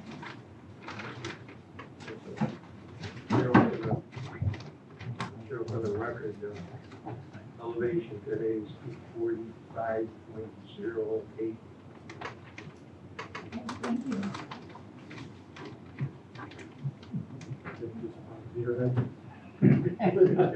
He measured himself. Everybody's looking at it up at 6:30 tonight. Okay, next item on the agenda is for Brockport Yacht Club, 7493 Sandy Harbor Drive. Application for Matt King, owner, seeking conservation corridor development permit to allow maintenance dredging of Sandy Creek. Well, Matt We King, need to, by the way, while you're here, I think you, for use of property down there for the Penland project. Once again, we hope it's gonna be a really good success if they're seeing healthy. that's great. Thank you. So what I'm here for is, we have a 5-year maintenance permit from the DEC, Army Corps of Engineers, and, but we also need the zoning board and the conservation corridor development permits, which have to be annually, so we're back to that. So this is our second year of the 5-year permit. We did some dredging last spring, tried out the equipment, finally learned how to prime the pump, which was a major success, and then got the system going. But we are constantly battling the sandbars and the lake level. Our members watch it like a hot like June does to make sure we have enough water to get our boats out into Lake Ontario. And if we can't make it out there, do low water or the sandbars, then we have the ability to maintenance dredging. What's the forecast for, the lake this year based on what the winter? You know, it's- Given us the upper lakes, so. Yeah, what they've done though is I think before the shipping season gets rolling real strong, they've been closing the outflow out of Lake Ontario. So we've seen a rapid rise over the last couple of weeks, 2-3 weeks. But it all, a lot depends on how wet the spring is and the summer. We were in bad shape last year, but we had a real wet July and lake level held, and we did need to do significantly more dredging trial. Are you restricted during certain spawning seasons? Yes, we are. So we can only dredge up to the end of April, Looks like we have enough water in the creek that we won't be doing that. It's closed due to the spawning for May, June, then opens back up, 1st of July. And, so we probably, we tend to be in August timeframe, see if the rate will hold. We don't want to do the work for the rate. On the two countries border, the people north of us talking to the people on the south. You know, we're gonna have invited over some people from the Bay of Quinte Yacht Club, come over here. And, we're hoping for a turnout of a few boats in Canada to visit us. And we're planning on going to visit them in June. Well, it's an excellent jewel, really, and fair. Absolutely. Once again, there's a lot of stuff in your packets. Finding how to do things the right way. And, With a history, back when we were writing the LWRP, which was approved in 91. Okay, Sandy Creek is classified as a harbor of refuge with a depth maintained 5 foot. These guys have to fight with it day and night to maintain the 5 foot because of the sandbar that's right across the channel. And so that's, we're doing a community service for the town, for all the fishermen, salmon fishermen, kayakers, and everybody else. Just, so I could get my boat out. But, that's been going on for years, and we've got a real nice piece of equipment. And the way this is set up, they have to come back every year. He's gonna have to sit here for 4 hours and watch a dog and pony show. And then when you start, and I would bring it up, because I think we could do this better. We could use this like what we have to do from the town. Maybe we could use it like a special use permit or something, where he could just call you up on the phone and say it's the same thing as last year. Yeah. You come down and take a look. You did ask me that a Yeah. while ago, we spoke about it. He wondered, the DEC gives him a 5-year. It's a 5-year period with DEC and the Army Corps. Why can't we give them a 5-year permit? Yeah. See hot and, It's what- it's something, we got a year to work on it. Yeah, and actually, we are planning on doing a maintenance permit for our basin as well, and so 2 more, you know, we have 2 more meetings every year for that maintenance permit as well, so if we could get a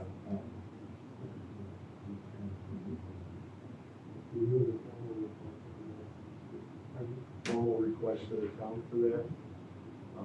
Keith, would you find any problem with that as part of the zoning code? I mean, I'm asking for this board to okay something like that. We have to go through zoning. I have to take one. And, Are you trying to do it tonight? Is that what you're saying? No, but it is zoning, it's both the zoning and the planning boards that we have to go to each year. I'll discuss it, sure. okay, very good. We probably will have. So, So people on. Janine? It's the same thing as before, so yes, everything's fine. So do we hold off? we gotta see now, so we can this, and then go on. Thank you. Can I ask you a question for? Sure. Who pays for this? So this is all paid for by the club membership. Can I ask you what they charge you for that, doing that? So we purchased the dredge, it's a hydraulic dredge, 400 feet of pipe so that we can move the sand to the east side of Morgan's Pier. That cost us, with some other improvements, about $30,000. So you figure that at least that So that's what we pay, the one-time charge, and then we will volunteer laborers, just kind of like the guys taking care of the fish pens. That we have volunteers that will, run this from the club to, So you want to carry it over there in buckets? no, actually, so, yes, we don't have to carry, no, one time they tried to stand shoulder to shoulder with shovels. And shovel, to try and get, to try and get, so the Canadians could sail up the creek. David, this is got two pumps on it. It's a little pontoon, looks like a kayak. Like a barge or something? Yeah, like Oh, I a would just small- tie that. Yeah, okay. And one is discharging raw water. It's discharged and it blows that sand up, fluffs it up. And the other one is pumping the water out with a high percentage of sand in it. And then it continues over, and it goes over Morgan's Pier, so that it'll get a natural drain going to the west. And so that's a good spot to go swimming. It's beach nourishment, so. Yeah, and it seems to work pretty well. These guys, we always are fighting for something, high water, low water. 2017, we had fish in the parking lot. So, We did. it was good fish. Somebody couldn't close the gate because it was. Yeah. Carpet. So this is an ongoing, charge that you're gonna have to pay every year? So we we did own one the time, yeah, we bought the pump, Yeah. and so It's we, just a labor. Yeah. that's true, and it's volunteer labor, pretty much, it's just a hot dog and beverages, for the guys that are working. And we'll probably, but we, You can come down, bring it, you come down. between, but. You consume more beverage or more hot dog? Probably more.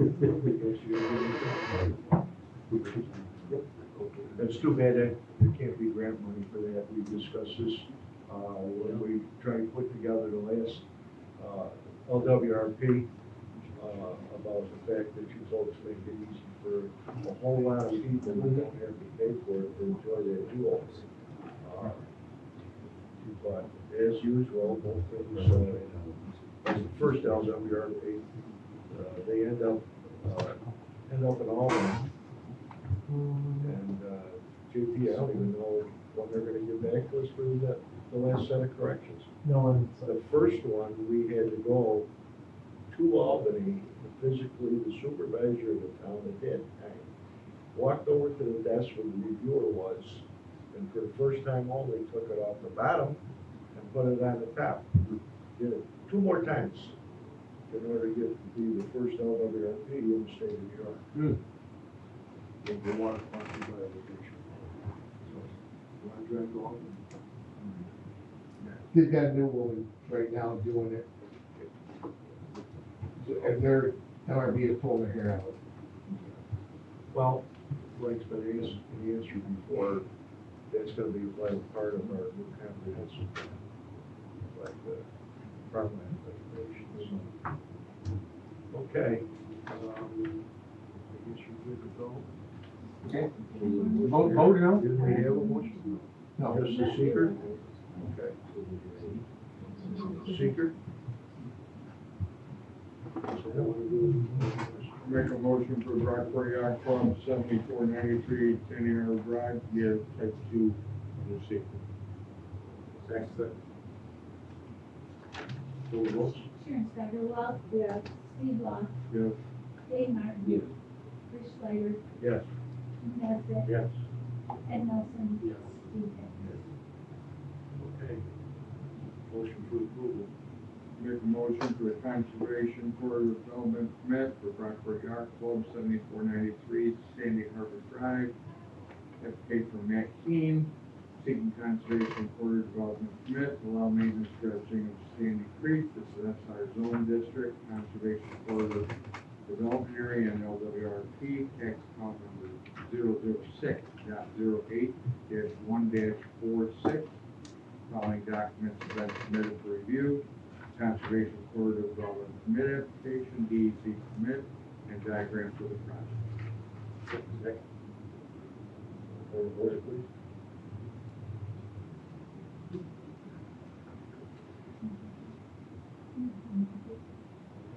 Did you second?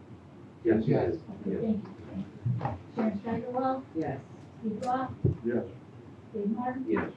Rich Schleifer, Yes. James Nesbitt. Yes. Ed Nelson, Yes. Steve Chapman. Yes. Thank you to the board. Now you're all set. Next item on the agenda, I'm gonna recuse myself. For some ties that I have to the applicant. Yes or no? And Dave, you okay with that? Next on the agenda, I have Dan Wensick. Did I say that right? Yes. 7548 Janie Harbor Drive, residential sketch plan. Yep, so guys, I am here representing Rick and Tammy Hamlin. They are the owners of the property. 2 years ago, we constructed a garage on the property across the street from the house for them. And they are now looking to completely finish the upstairs of that garage and add a bathroom to it for a playroom for their grandkids. We have formal approval from DEC to move forward with everything. It is just kind of contingent upon the town coming to an agreement on how we would go about that process. DEC has requested the least amount of disturbance as possible. We proposed two options to them: adding a second pump station on the other side of the road that the sewer main is on, or boring underneath the road and running and tying back into their existing pump station. Both options require different things. If we would put the pump station on the other side of the road where the garage is, we would need to provide, proper electric for it, which would require us to still come from across the house. So it sounds like the way that we would need to go with it, either way, we are going to have some disturbance. It's just a matter of finding the route that makes the most sense for everyone who's involved.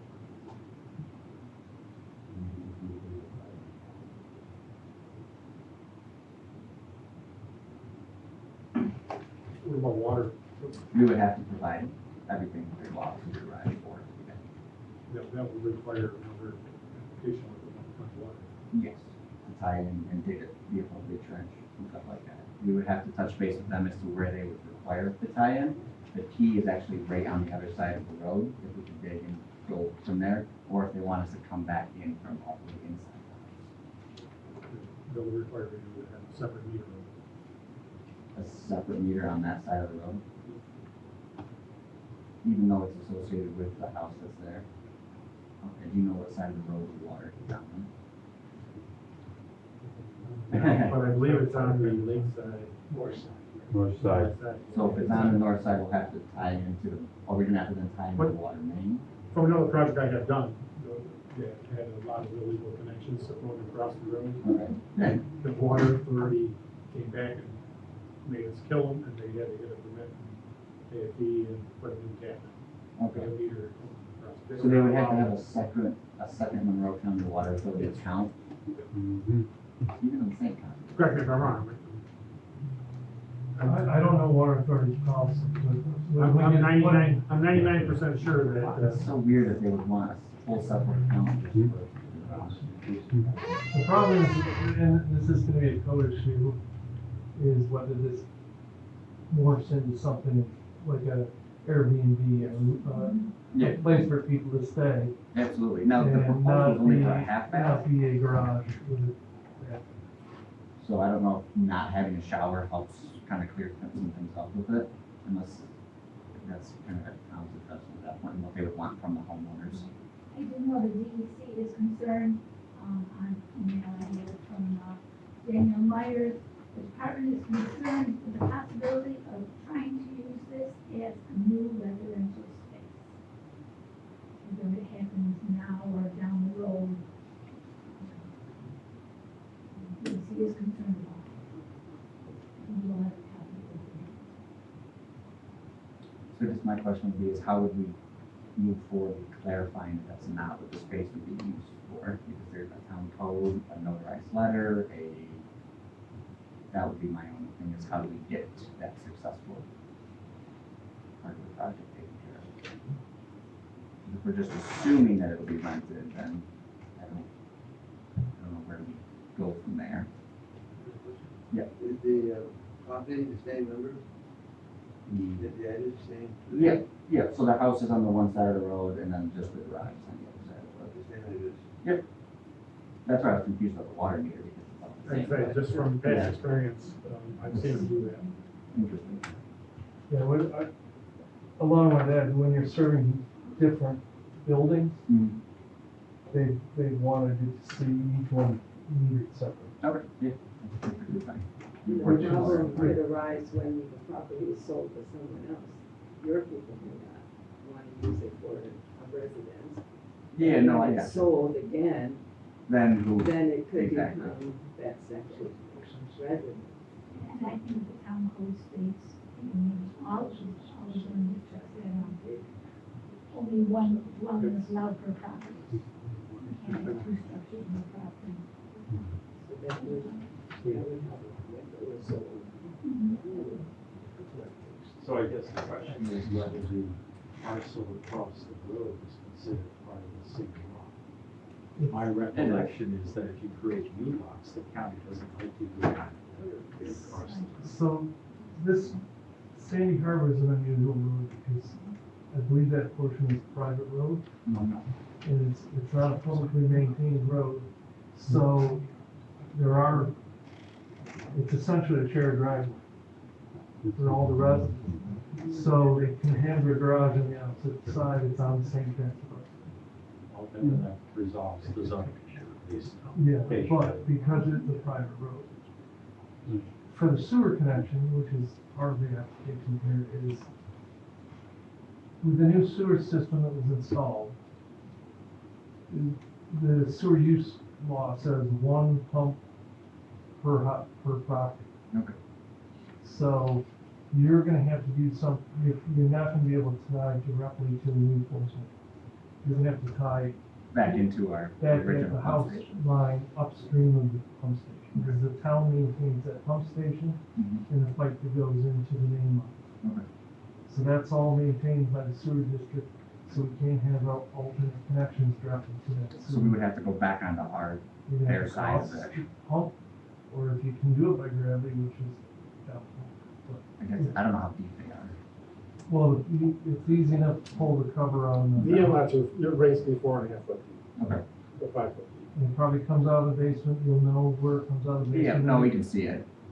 So you're gonna have to get to that depth with Okay. your own private pump and go upstream, or by gravity upstream, you can't tie directly into. Yeah, that's fine. Would the town want to be a part of the pump decision, or is that up to whoever we would subcontract out to install? That's up to you. Okay, that's fine. I just didn't know You're gonna go how many upstream approvals of that the we would need. town maintained pump. Okay. And then that piece is maintained by the sewer. I know I'm without the audience, but can I also say something that, as far as the EDUs then, is this another EDU, is it the same or what? I mean, If it's not a dwelling unit, if it becomes a dwelling unit, then it's another EDU. Right. But if it just ties into that pump, it's not, because I didn't know that, that we have to charge taxes. Yeah, half though, because it's got. No. I thought that was a joke, I'm sorry. Yeah. Do I have to No, charge no. taxes? Yeah. it's a single dwelling. It's a single dwelling, so even if he tapped into that pump, the same pump, It's it's an nothing. accessory building with a bathroom in it. It's nothing then. But if Okay. it becomes a dwelling, No, okay. it's an extra dwelling. Like if it were a duplex or a Right. multifamily or something, they would have more charges than a single family. Okay. Which it goes back to this code issue, whether this can be covered in the first place. Okay. Yeah, also, it's 24 members from the association down there. And there's no opening for more. From the, site. Right, because they're not gonna stop it from being there. Being on a dwelling with a carriage house is something that people rent out, you know. You see it all the time, a carriage house or something that's part of the same property, all of a sudden it's dwelling. with the association, there's 24 families that own Andrew Jackson. That's a 45 member. That was created by Ed Copeland years ago. But that association is probably really only maintaining the roadway. Right. Well, and the sewage and the asphalt and all that's all taken care of. And anything that comes up. Okay, well, anyway. Janine, anything from the conservation? This one, I have the same concerns that you do, that they just return to something more than just a playground. We don't know. Anything more, JP, or you think? No, it's really the logistics of, one, whether it fits code-wise, and two, that they can't make direct connection to the Portsmouth, they have to go upstream of the existing pump station. I forgot to have the private road down there, that the water, what I mentioned about the water, that we probably would not come to effect, because it's the same piece of property. Yeah, they may want to tap in, you're gonna have to tap in after the meter. Yeah. So And then you're just gonna be doing this back, revert. and you're gonna run the Yeah. water back in this way and the Yeah. sewer back. It was just a matter of if we had to tie in inside the structure, or if we could dig a trench, a foot beyond the key and then put it in, so. So the water. You'd have to go after the meter. Beyond our meter, Yeah. and then come all the way back with it. And the sewer's gotta go upstream of the. Yep. House side. Keith? Thank you. Cheryl? You'll have to come to your office. What are we doing? For, Do a hearing? do we need a public hearing here, Keith? Public hearing? That's what, I think, are we treating this as a revision of the existing approvals? Is that what's going on? If that's true, then we don't need a public hearing. question I don't know that I can answer. Well, to me, it kind of is conversion of a garage into some sort of improved space, a room, a bathroom. Oh, I get that. So whether that's requires site plan approval or what have you, I don't know. They're creating a bonus from where we're at. Other than- Essentially what they're trying to do. We don't require normally. Yeah, that's a good analogy. Do you watch all the home shows? I'm only trying. I just did. Okay.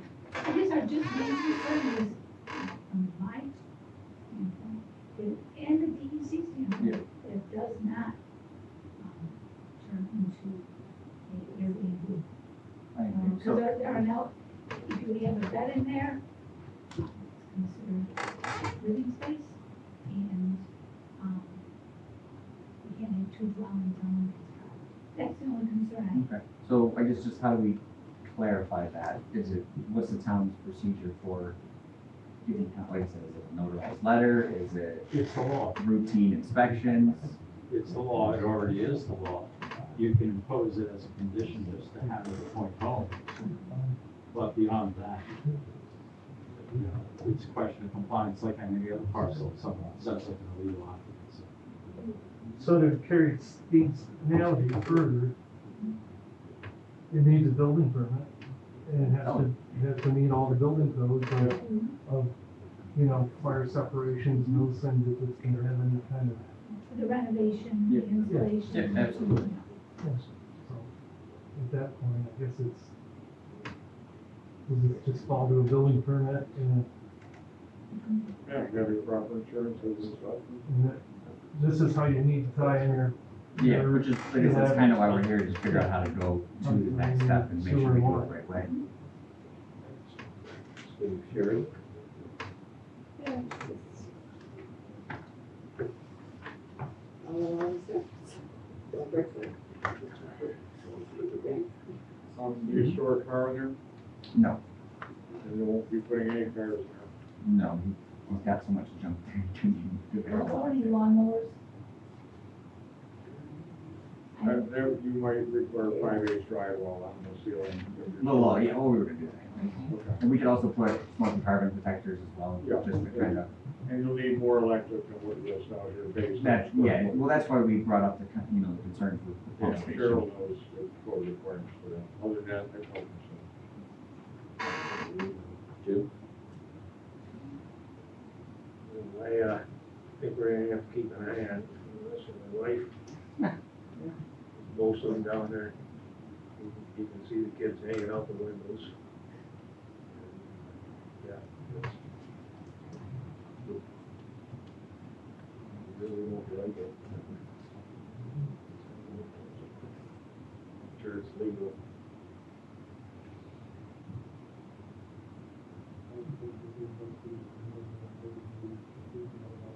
Well, the same thing happened. You got a garage with a playroom, you don't need a deck, upstairs deck and balcony and French doors on. We did that to match the house. Just the exact. you can't impose somebody else's bad behavior on somebody else. You stated my concern. The next thing is it's not a full bath.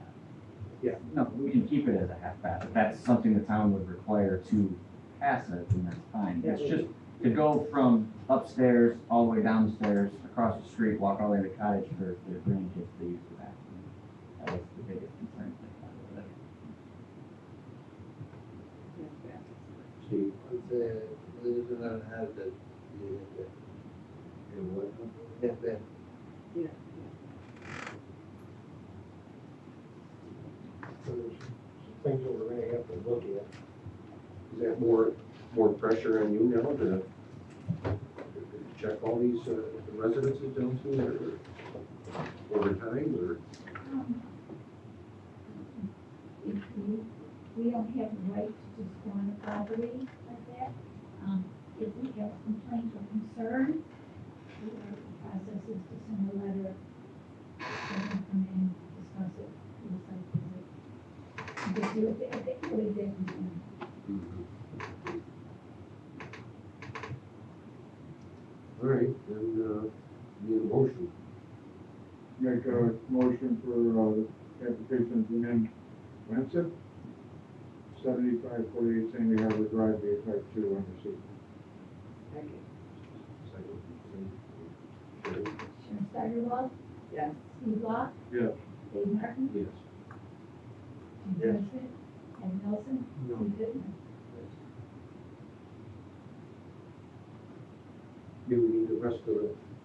I make a Second motion, motion. I make a motion to approve the application for Dan Wessick, owner, Richard and Tammy Hamlin, seeking to add a sewer connection to existing garage and add a half bathroom and playroom for grandkids across from the existing dwelling. This is in the SR zoning district, tax account number 006. 08-1-31. Following documents have been submitted for review.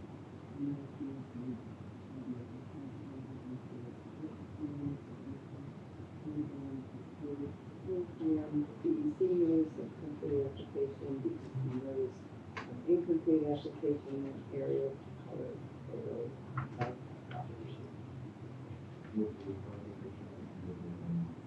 Oh, with the requirement that it cannot be in the residence. Need a second. Could we clarify that, Sharon, for a moment? With the condition that the garage not become an additional accessory dwelling. It's a requirement that the garage cannot become an additional accessory dwelling. You, I'll second. Sharon Steigerwald, yes. Steve Law, Yeah. Dave Martin, Yes. Denise Nesbitt, and so we're just doing Chris Langer.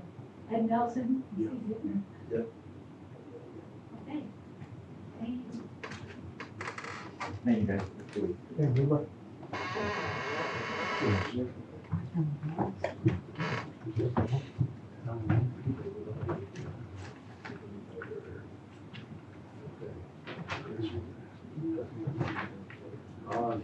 discussion? On board? Nothing? You guys can't all talk at once. I just wanted, my other comment that I said about, about the changing the map, one map and the other person. For the rest of it, I was we're trying to, as a town, not make people go to 10 different meetings. We're trying to speed things up, and if we can, just like we had with we changed the law with generators and everything, we sped that process up. So that's why I was saying that hopefully, which you guys did with your help over here, gave him a, he had to prove to them, but he had his stuff. We don't want people come back meeting after meeting after meeting. I realized the other one, Keith just got that information a couple of days ago. And so then you had to do the bird and all that stuff. What, if you had all the information a month ago. Don't blame the bird on me. No, but if you had the information a month ago.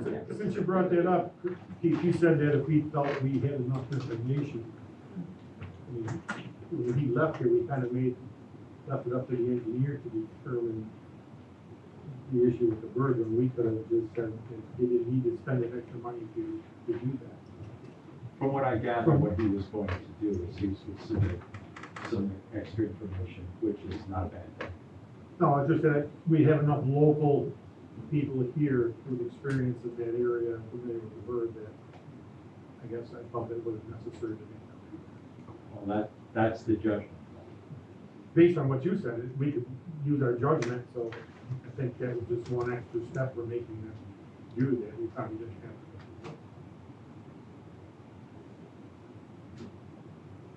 We also had, we are looking to get a grant for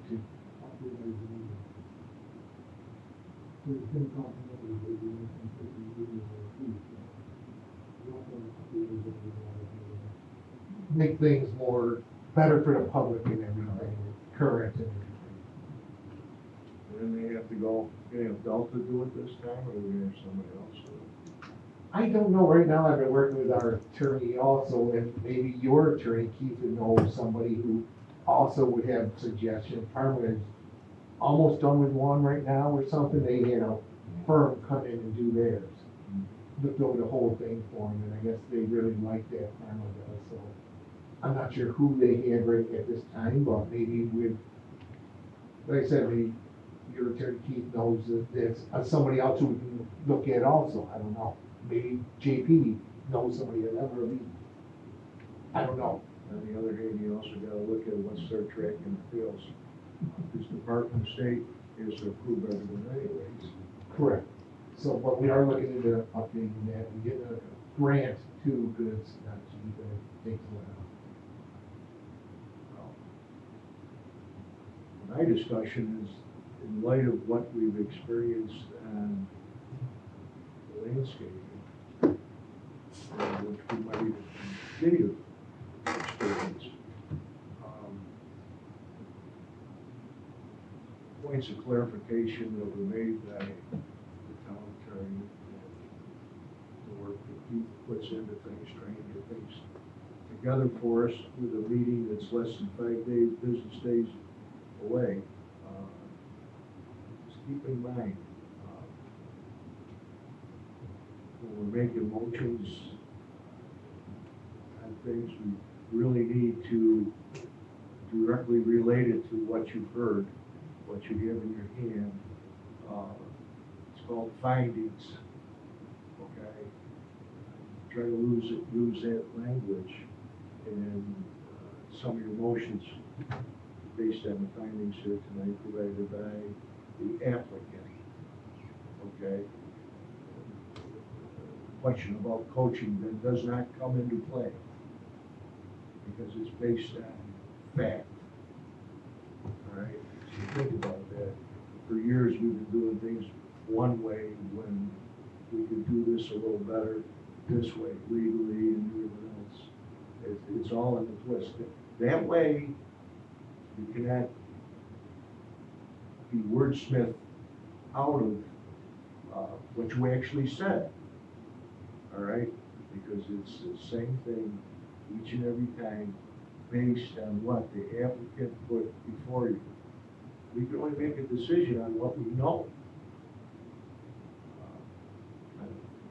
And that also being said, what we've experienced is giving people a real quick study of what the law is and isn't. If you actually open up your book and then compare it to what was said or observed, okay? Personally, when this first all started, I took it kind of personal, because, I don't know, for some good reason, I'm pretty proud of every one of you, and going with the wind back and forth, I don't think we're a bunch of bobbleheads. Okay, I don't ask any of you to make a decision other than your own, and that'll never change. So that's why we try to invest in everybody else's out there, including the people that come in for public hearings.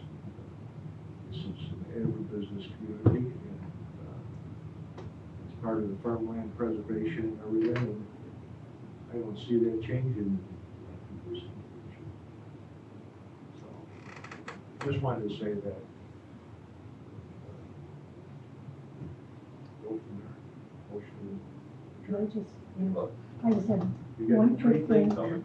I just wanted to mention that our tree giveaway that we do every year for Hamlin residents is on Saturday the 26th from 9 to 11. The trees are gone. So I wanted You What need kind of tree? volunteers? I think you're good. Yeah. I mean, if you want to come, sure, come help out, pass out trees. I was just gonna volunteer.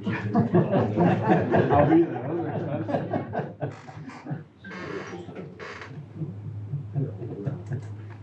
And it's right here in the town hall parking lot. Okay, real good. Good, motion to adjourn. The break home. Gene got No, one. maybe an hour. Chris did go. All in favor? Okay. Aye. Aye. Aye, okay. Thank you, There- everybody. There are cookies